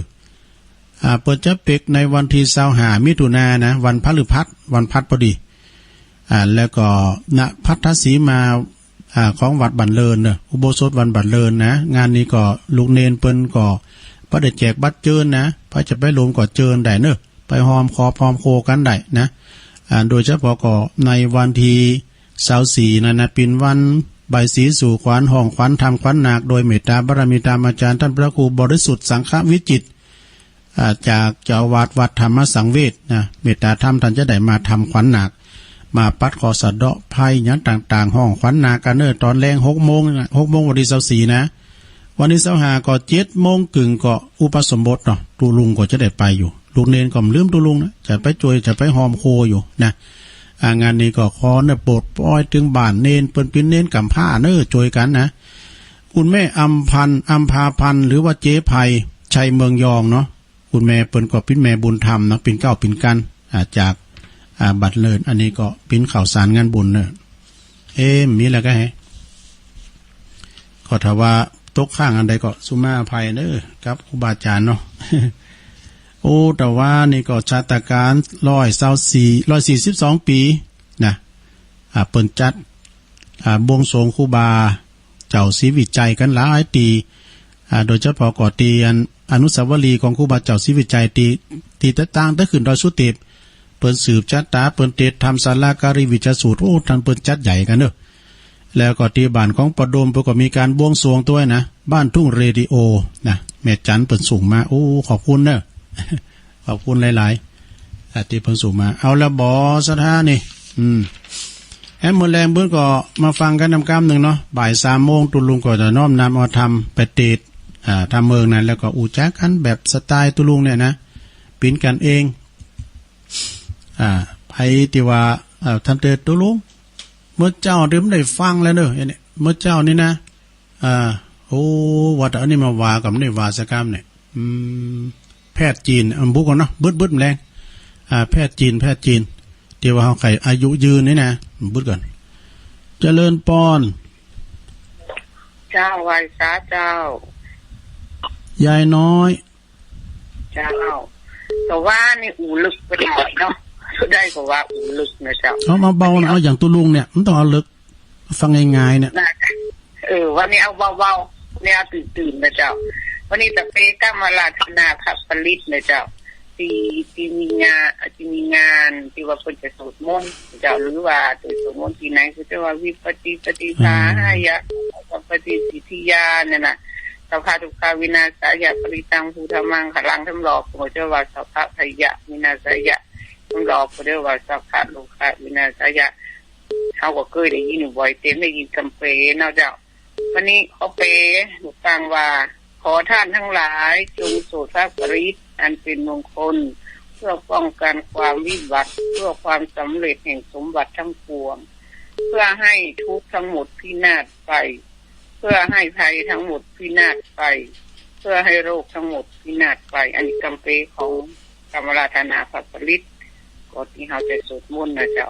วันนี้กำยองวันละกรรมนะเจ้ากรรมว่าจอกลอกนะเจ้าภาษาไทยแปลว่าอวดดีนะเจ้าไว้สาเจ้าช็อกล็อกอีกแปลว่าอวดดีวิปฏิปฏิเนอร์เปิ้นเป๋ฝั่งยายน้อยกัดนัดดอนหลงเจริญปอนการมาสุขานเจ้าตัวลุงเจ้าโยมพิสมัยเจ้าพูดมาปุ๊บมันกระติดมาเลยมีหยังต่อวันเนี้ยแม่ลิมเจ้า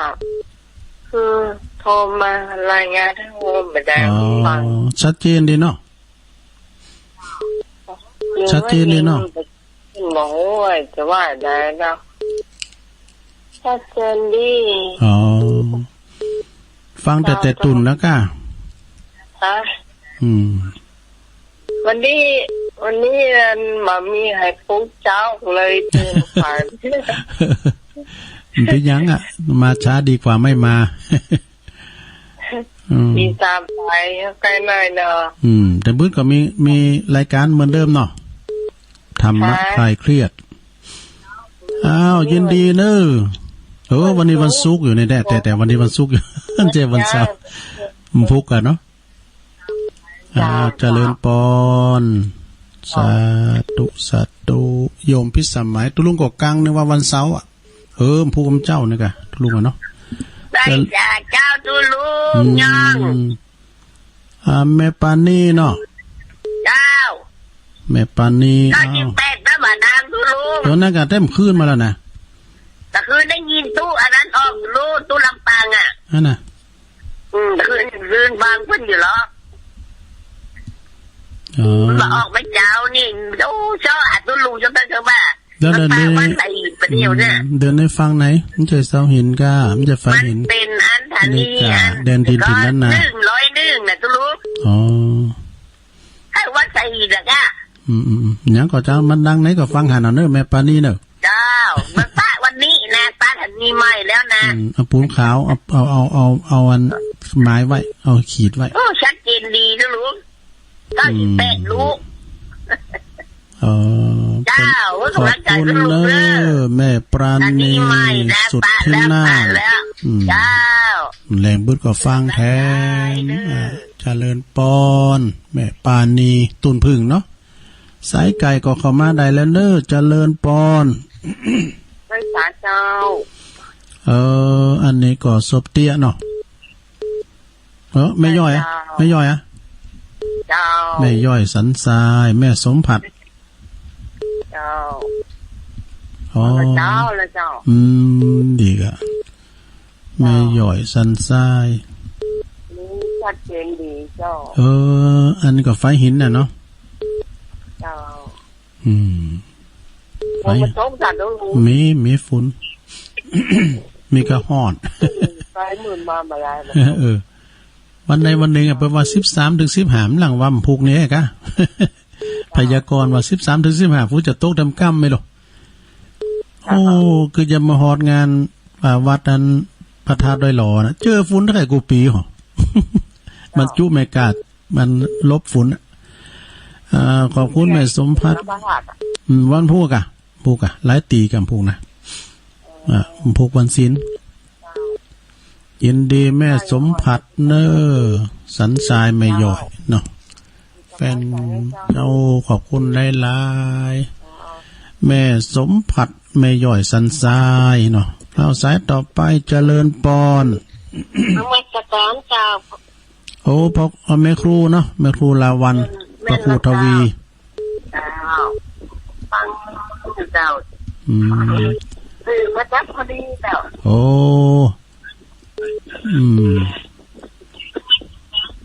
ฟังเจ้าแล้วเนาะชัดเจนเลยเนาะชัดเจนดีจ้ะ104จุดมึงกี่โลงฝนก็มาตกป้าไม่ฝนนะแม่ครูคณะกรรมอย่างว่าเพิ่นจะมีวันพุกเลยก็13 ถึง 15นะมันพยากรณ์ว่านะวันจะไปธรรมสการนะเจ้าโอ้ขอบคุณเนอแม่ครูเนอสาธุแม่ครูลาวันพ่อครูทวีนะอยู่เมืองกีโลงเปิ่นก็ฟังกุตุนโกงเจริญปอนไหว้สาเจ้าตุลุงตั้งใดแม่แดงนี่ไรอะเจ้าแม่แล้วนั่นแหละแม่รัตนาแม่แดงฟังอยู่เนอะอันวันนี้ไว้การดีว่าก็เดียวก็จะไปสัก5 โมงก็จะนะเจ้าฟังอยู่เนอะเจ้าตะล่อมปลาคอยไต่เนาะเจ้าฟังอยู่เนอะไหว้ศาลเจ้าโอ้รายงานโตแล้วขอบคุณแม่แดงนักๆเด้อเจ้าไหว้ศาลเจ้าก็เอากรรมบักเก่าปะนะมาว่า ปีกำบักเก่าจะเดียนะเอาเข้ามาแถม0899556506เจริญปอนตี3ตี4อันสถานีฟังตุลุงยอโอ้นักเสียงทองชื่อเสียงดังก้องคานีบดในนึงมันคุณขี้ปูเยอะโมลีเลยทุกปีโมลีเลยกำลังยินเนี่ยถ้าตะการแม่อันนั้นก็อันนั้นแต่ฟังเพลงแล้วไอ้หรอนั่นนะจ๊ะอันนี้เหรอวันนี้ได้ยินเพลงนั้นพี่ยังไม่แก่หรอกน้องนะกะเอามาใส่แล้วปิ้นคอนใจง่ายนะกะปิ้นคอนใจง่ายนะไผถ้าใครแก่เนาะไอ้บ่ใครแก่ใจไปแก่แล้วมันจะตัวแก่บ่ได้แม่น่ะใจก็สัก30ปลายกะฟังถึงวันละทุกปีดีกะฟังถึงวันนะเฮาฟังบนโทรตัวอย่างก็โมนครับโมนน่ะเฮาฟังบนโทรก็โมนดีนะฟังบนโทรก็โมนดีเลยเพิ่นก็อู่เพิ่นก็บึดทีนึงเอาก็ได้อู่ก็เพิ่นก็ไม่เคยมึนนะเคยอู่ก็เพิ่นไว้แม่นได้อู่น้อยก็ใจดีอ่ะทุกปีเลยแต่ก็ฟังอยู่ถ้าสักตีก็นะทุกปีเนอะเดี๋ยวใส่เรื่องประมาณเนาะขอบคุณหลายๆในอ้ายเนอะครับอย่างแม่ทองใบเขากล้าเนี่ยแล้วก็แม่อันเนี้ยเพิ่นว่าโอ้เพลงโมนดีนะแม่ทองใบนี่เพิ่นอยู่โบกเป็ดปุ่นน่ะให้ฟังอยู่หั่นน่ะจ๊ะแล้วก็อันแม่อำไพบ้านขวางแม่ไผบ้านขวางก็โอ้โมนนี่เนาะโมนเพลงนะเจริญปอนเอาล่ะลุงก็บุญเมเมืองกลางมาละครับสวนลุงชัดเจนครับชัดเจนนี่เนาะปอบุญมีก็แม่นเหมือนกันเนอะมือแม่นเหมือนกันนะเมืองกลางฟังทางนี่เจ้าอ่ะฟังขอบคุณปอบุญมีนางๆเนอะใบสาโอ้สาธุเพลงโมนนะได้เพลงเก่าในโมนแต่กาสวัสดีปอบุญมีห้องสดๆสักเพลงนะคนได้กับพุทโธศิลปินดูติดซึ่งก็ได้เนาะขอบคุณปอบุญเมเนาะปอบุญตันเรามาหรือยังปอบุญตันติ๊กกันเอาฮะเนาะเจริญปอนไหว้ศาลเจ้าจ้ะลุงอันนี้ตั้งใดจ้าแม่สีทอนหนองบัวชัยประการเจ้าแม่สีทอนหนองบัวชัยประการมาแล้วเจ้าฟังอยู่เด้อดีจ้ะเช้าแล้วเริ่มต้นแล้วเจ้าตะปุนกับฟุ้นตกมาก้าแม่สีทอนแบบตกเจ้าตะปุนตกกับตกมันตกเป็นตีนะแต่ตัวลุงเขาเนี่ยมันตกหรอมันมืดในตกหันนะฟุ้นอ่ะเจ้ามันบัดตกนะแล้วมึงเป็นวันแรกแต่มันบัดตกเจ้าแต่วันนั้นนี่นักปองกันวันนั้นที่ที่โปโลมุนตีที่ขึ้นไม่เอาเลยไม่ได้มาใช่ไหมมันตกนักแล้วแบบเจ้าขอบคุณแม่สีทอนเด้อเจ้าไม่จ่าเจ้าคนนึกว่ามึงฟังกันเนี่ยก้าไอ้น่าชัยประการมาก่อนแล้วแม่สีทอนเจริญปอนไม่จ่าครับตุลงปอออกอยู่ตั้งใดจ๊ะนันทรามครับตุลงโอ้สุขีระครับโตผัดพิงไปว่าเนี่ยแม่วันดีสบายดีเนาะครับนอนฟังตุลงครับดีกะจ้าครับภาษาครับตุลงขัดตึงหาอยู่เนอะอยู่ดีที่สุดไงเนอะเดินครับดีแล้วนักขนาดภาษาครับเล่นปอนเนอะโธ่อันนี้ไอ้สุขิดเนอะเปิ้นจะมาส่งแม่เปิ้นมาไอ้ล่ะเจริญปอนไปสาเจ้าแม่อยู่ทางใดจ๊ะอยู่ด้านห้วยปะจองวัดพระครูพุทธิธรรมลักษณ์เจ้าแม่ชื่อหยังก่อแม่ฟองคำติดแก้วเจ้าแม่ฟังถึงวันนะเจ้าดีกะกำลังใจนะเจ้าบ้านหยังก่อแม่บ้านห้วยปะจองเจ้าห้วยปะจองแม่ปงเจ้าแล้วก็แม่นไปเจ้าตอแม่ปงตอแม่ปงหัวจองรับวัดพระครูพุทธิธรรมลักษณ์เจ้าน่ากะแต่คือตุลุงออกมาพาดพิงเปิ้นน่ะไหวสาบารมีธรรมเปิ้นเด้อเจ้าฟัง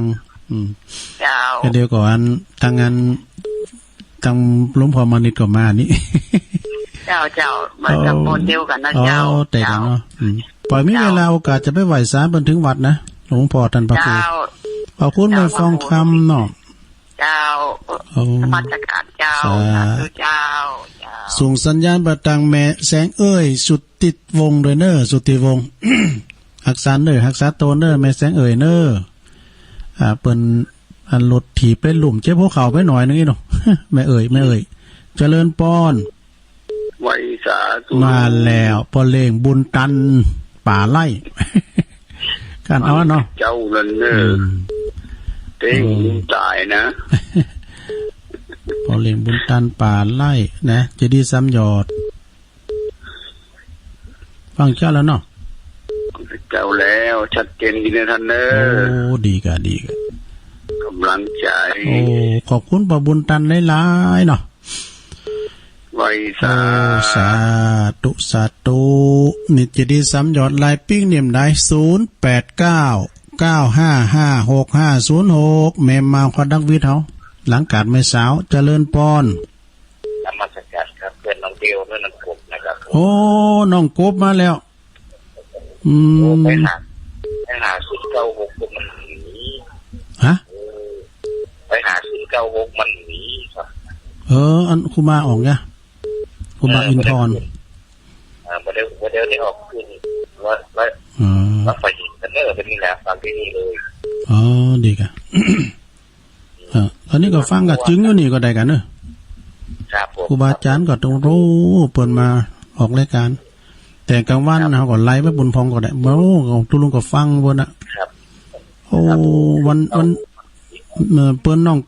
องเบลเนาะน้องกบ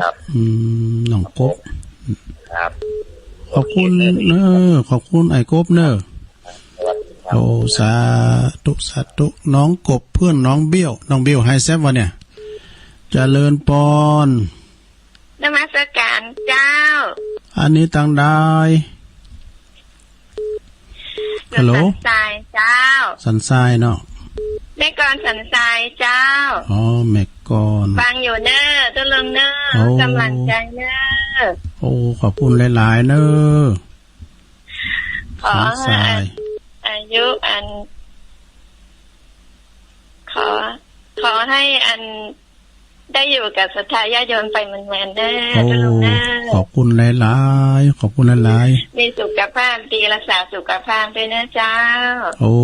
ขอบคุณหลายๆเนอะเจริญปอนนมัสการเจ้าสาธุตุลุงก็ใครอยู่ไปมึนๆนั่นเนาะแต่มันเป็นอนิจจังนะมันบ่แน่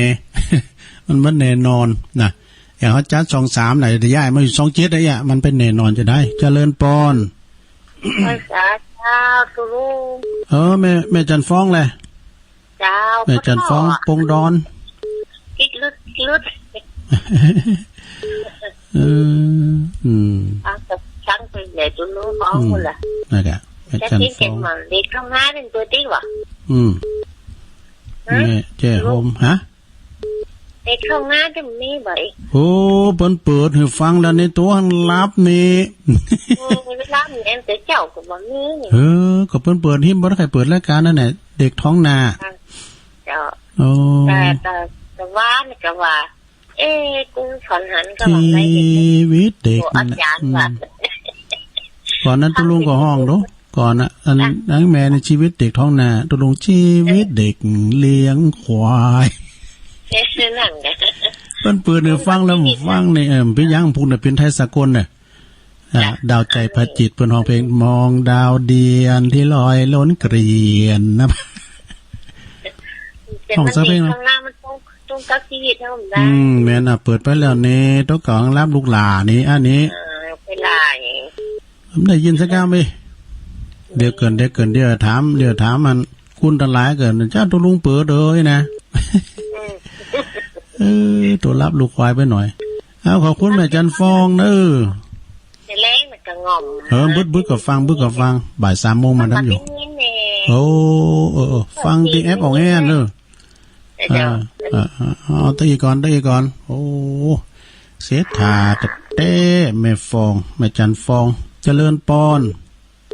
กับมานับนมัสการทุกปีโอ้หลวงพ่อมานิดมาแล้วเบอร์ใหม่เบอร์เก่าเอาว่าตอนเดี๋ยวค่อยว่ากันก็นึกว่าจะไม่ได้โทรเลยนะโอ้เพราะเป็นยังมาเป็นยังกำลังแก่การโทรมาหาจานนอกมันขาดสายเวลาไลฟ์ฮะว่าใดก็ครับเวลาไลฟ์อยู่โอ้แล้วเพิ่นเลอะอันที่เขาเปิดสายเจ้านี่นะเนาะเปิดก่อน5 นาทีเปิดก่อน5 นาทีดูตั้งโทรหน่อยคะแนนแรงบึ้ดแถมเนอะแรงแน่นอนจ้ะแรงนี่ก็ฟังกันอยู่วันนี้มันได้ไปไหนตัววันนี้มันได้ไปไหนอยู่วัดเดี๋ยวทำวัดสวดมนต์ออกบิณฑบาตปิดมาวัดอย่างเดิมอยู่วัดเพื่อชาติหยุดเชื้อเปิดอยู่บ้านเขาอยู่วัดเนาะแม่น่ะอยู่วัดกันก่อนวันที่20บ่ได้ไปเจอท่านเนอะฮะ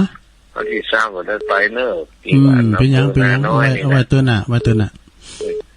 กับ21ได้เฮามาตันน้ำที่22วันนัดตรวจเช็คร่างกายนัดปี22ก็เต้นกะ22มัน22ก็21เฮาถึงปิกแล้ว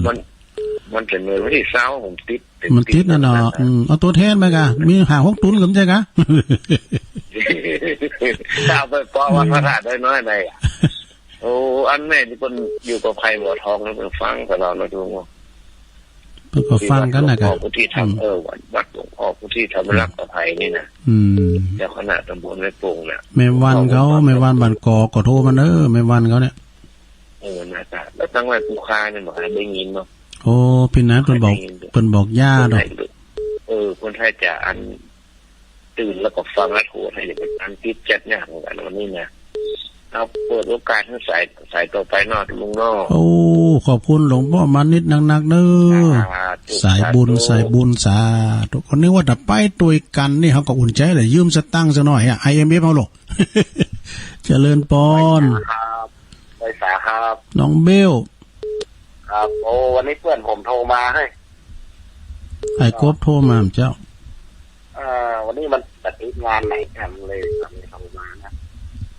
ตอนไปเล่นดนตรีทำงานต่างๆเดี๋ยวงานก็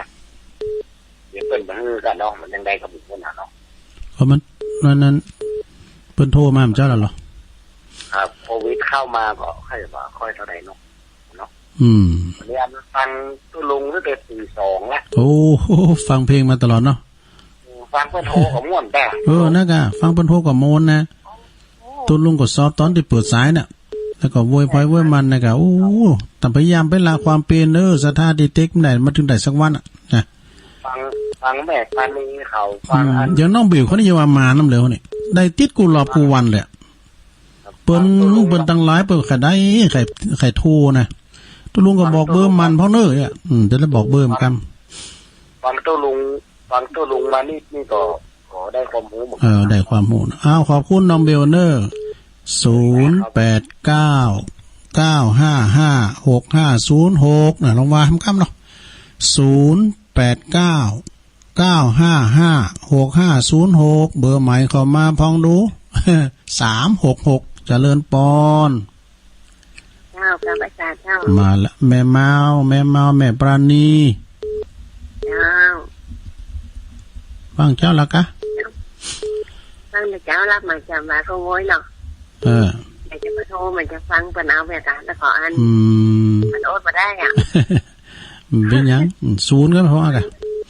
มันโอ๊ตมาได้มาก่อนเลยให้กำลังใจอันจะลงจะหน่อยอ่ะเจ้ากับประสานนะเจ้าโอ้ขอบคุณเนอะแม่เมาฝางอันนี้แม่ปราณีนี่แฟนคลับประจำรุ่นแรกเลยเนี่ยรุ่นแรกต่อไปเจริญพรโอ้สายเน่นเพิ่นฟังกันด้วยแม่จันติ๊บเกตการลามมาแล้วฟังเจ้าแล้วเนาะแฟนคลับบอกนั่นไงตาได้ก็บักติด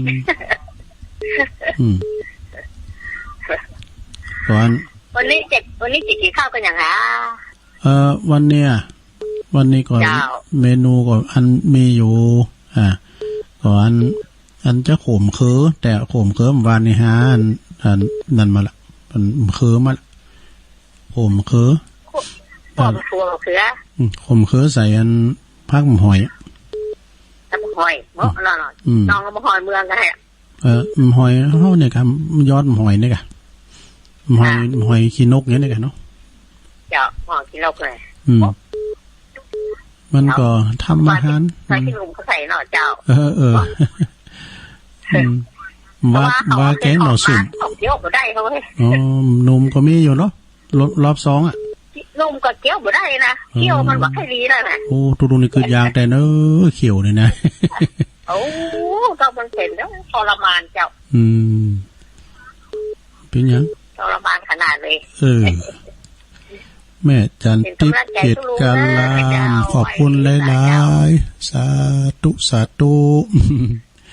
เกตกาลามเนาะเจริญปอนน้ำพริกตาแดงเป็นลำเนาะมาแล้วปอน้อยบุญปันเนาะครับผมมาแล้วจะเข้าได้เด็กยักษ์เด็กแข็งแต่กะยักษ์เด็กไปละดีใจตัวเลือที่มีแฟนคลับหลายนะอันปอน้อยบุญปันนี่อยู่บ้านไหนก็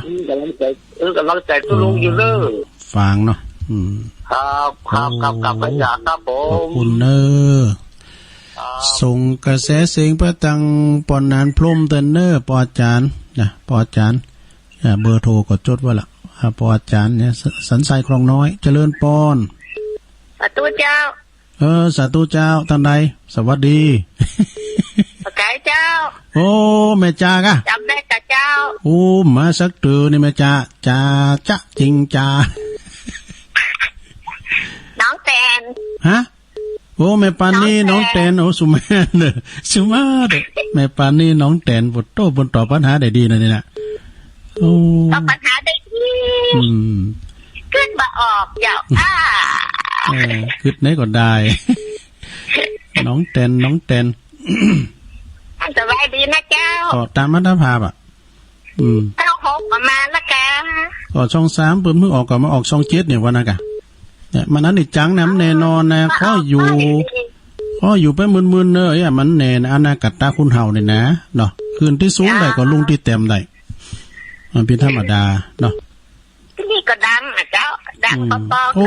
ที่นี่สุดยอดกะอาจารย์ปะครูเป็นควบคุมเองแต่ต้านเสาเท่านั้นวันที่2ปากันเนอะจะต้านเสานะเขิงสูงกว่าต้านมาแล้วมันวิจะได้มันต้านเสาของเขาหนูหัวเข่าไปเจ็บเนอะจะต้านเสานะตั้งโทรศัพท์เจ้าฮะฟังทางโทรศัพท์จ้ะโอ้ดีกะชัดเจนนะฟังทางโทรศัพท์อะไรจ้าโอ้ขอบคุณแม่ปราณีเนอะน้องแตนสาธุโชคดีเจ้าโทษติดแม่น่ะตุลุงก็โชคดีเหมือนกันได้รับสายของแม่ปราณีวันนี้มีหลายปานีกับเจ้าน่าก็หลายปานีอ่ะปานีสุธินานปานีมณีจรปราณีหนองแท่นปานีมีพยัคฆ์ไทยหาโพนด้วยเจ้าโอ้พยัคฆ์อีกนะพยัคฆ์ไทยหาโพนไทยหาโพนนี่เจ้าดีกันอันปานีที่นี่ก็มีเนาะปักตั้งเจริญนี่ก็มีเนาะ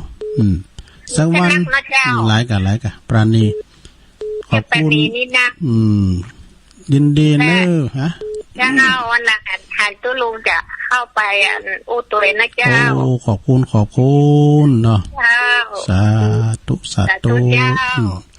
โอ้วันนี้แม่ปราณีเข้ามาปราณีแม่กาก็มีนะตั้งหน้าปักตั้งเจริญปอนยกมือ10 นิ้วตั้งกิ้วเกษาอาหังวันตาโตสากาไว้กับไว้นมัสการตุลงครับมาละมันปอบุญศรีญาณนะครับผมเป็นกดแต่ว่าเจ้าแต่คืนวันที่แตนนะก่อนโกนนะมันซึ่งบัดตันกว่าอาจารย์เนี่ยเดี๋ยวขึ้นถึงหาเนอฟังอยู่นะฟังอยู่ตลอดนั่นนะครับแต่มันโทรมันแค่ติดได้เนาะครับผมมันโทรบัดตันเปิ้นมันธรรมดาเนาะแฟนคลับนักวันนี้ก็ขออู้นักเห็นหน่อยอีกอ่ะมันไม่ติดเนาะครับผม อย่าได้ก็เป็นกำลังใจนะครับโอ้ขอบคุณปอบุญศรียันนะจะไปว่าตั้งเพบัดตั้งเมืองฝางตั้งไม่อายบาโรจะเพิ่นฟังกันนะว่าละเพิ่นฟังอยู่ครับโอ้ดีแต่มันกดบัดตันบ่ได้ครับผมดีครับการไว้สารเลยครับดูแลครับผมดูแลสุขภาพจนเลยครับเด้อกันโอ้โชคดีเด้อปอบุญศรียานนะเรามุนบรรณาแกเด้อเด็ดปากันนะแต่ตุลุงหันไปแล้วนะเปิดมาครับพอเหล่งนลงเนาะเจริญพรมาที่การเจ้ายายพรมาแล้วล่องวัวแดงสังกัดแปลงเจียงใหม่โอ้จะมาเด็กเจ้าอะไรนี่ดีแกยายพรฟังเจ้าแล้วเนาะเจ้าฟังตอนนั้นอธิบายของเจ้าวันนี้ก็กู้มาไปหน่อยตามภาษาคุณจบป .4 จ้าบุตรในบุตรเตด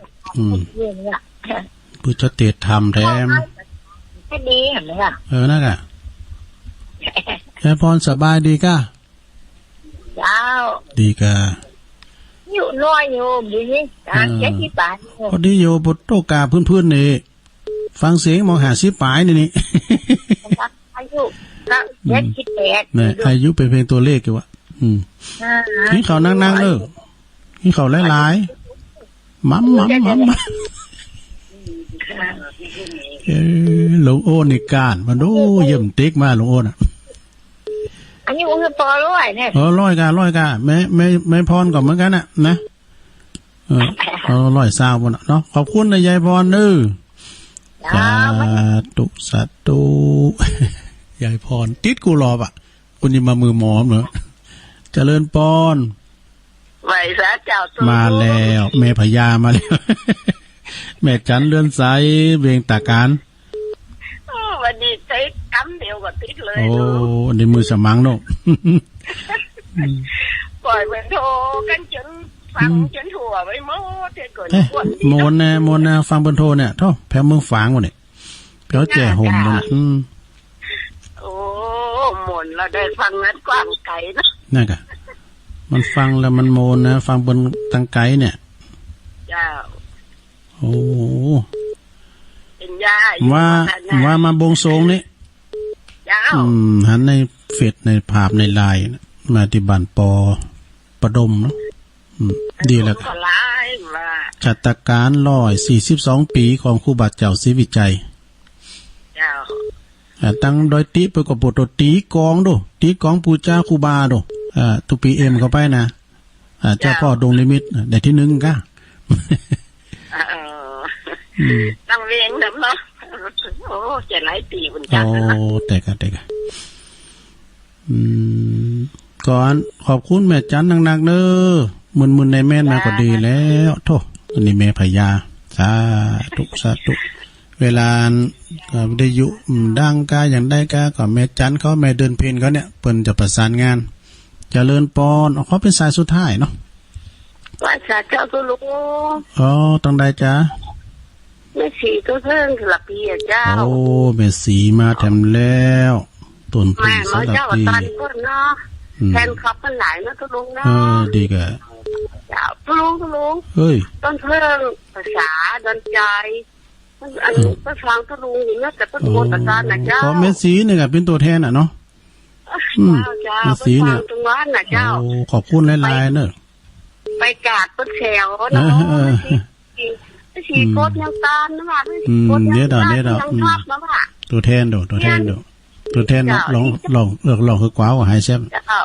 ก็เรื่องภาษาฟังกันนะเจ้าโอ้ขอบคุณเนอะเปิ้นฟังก็ดีแล้วโทรว่าปีเปิ้นว่าเจ้าเป็นหยังเอาแม่สีเนี่ยเป็นเก้าเนาะเป็นตัวแทนสีทนได้ขอบคุณเนอะแม่สีเนอะ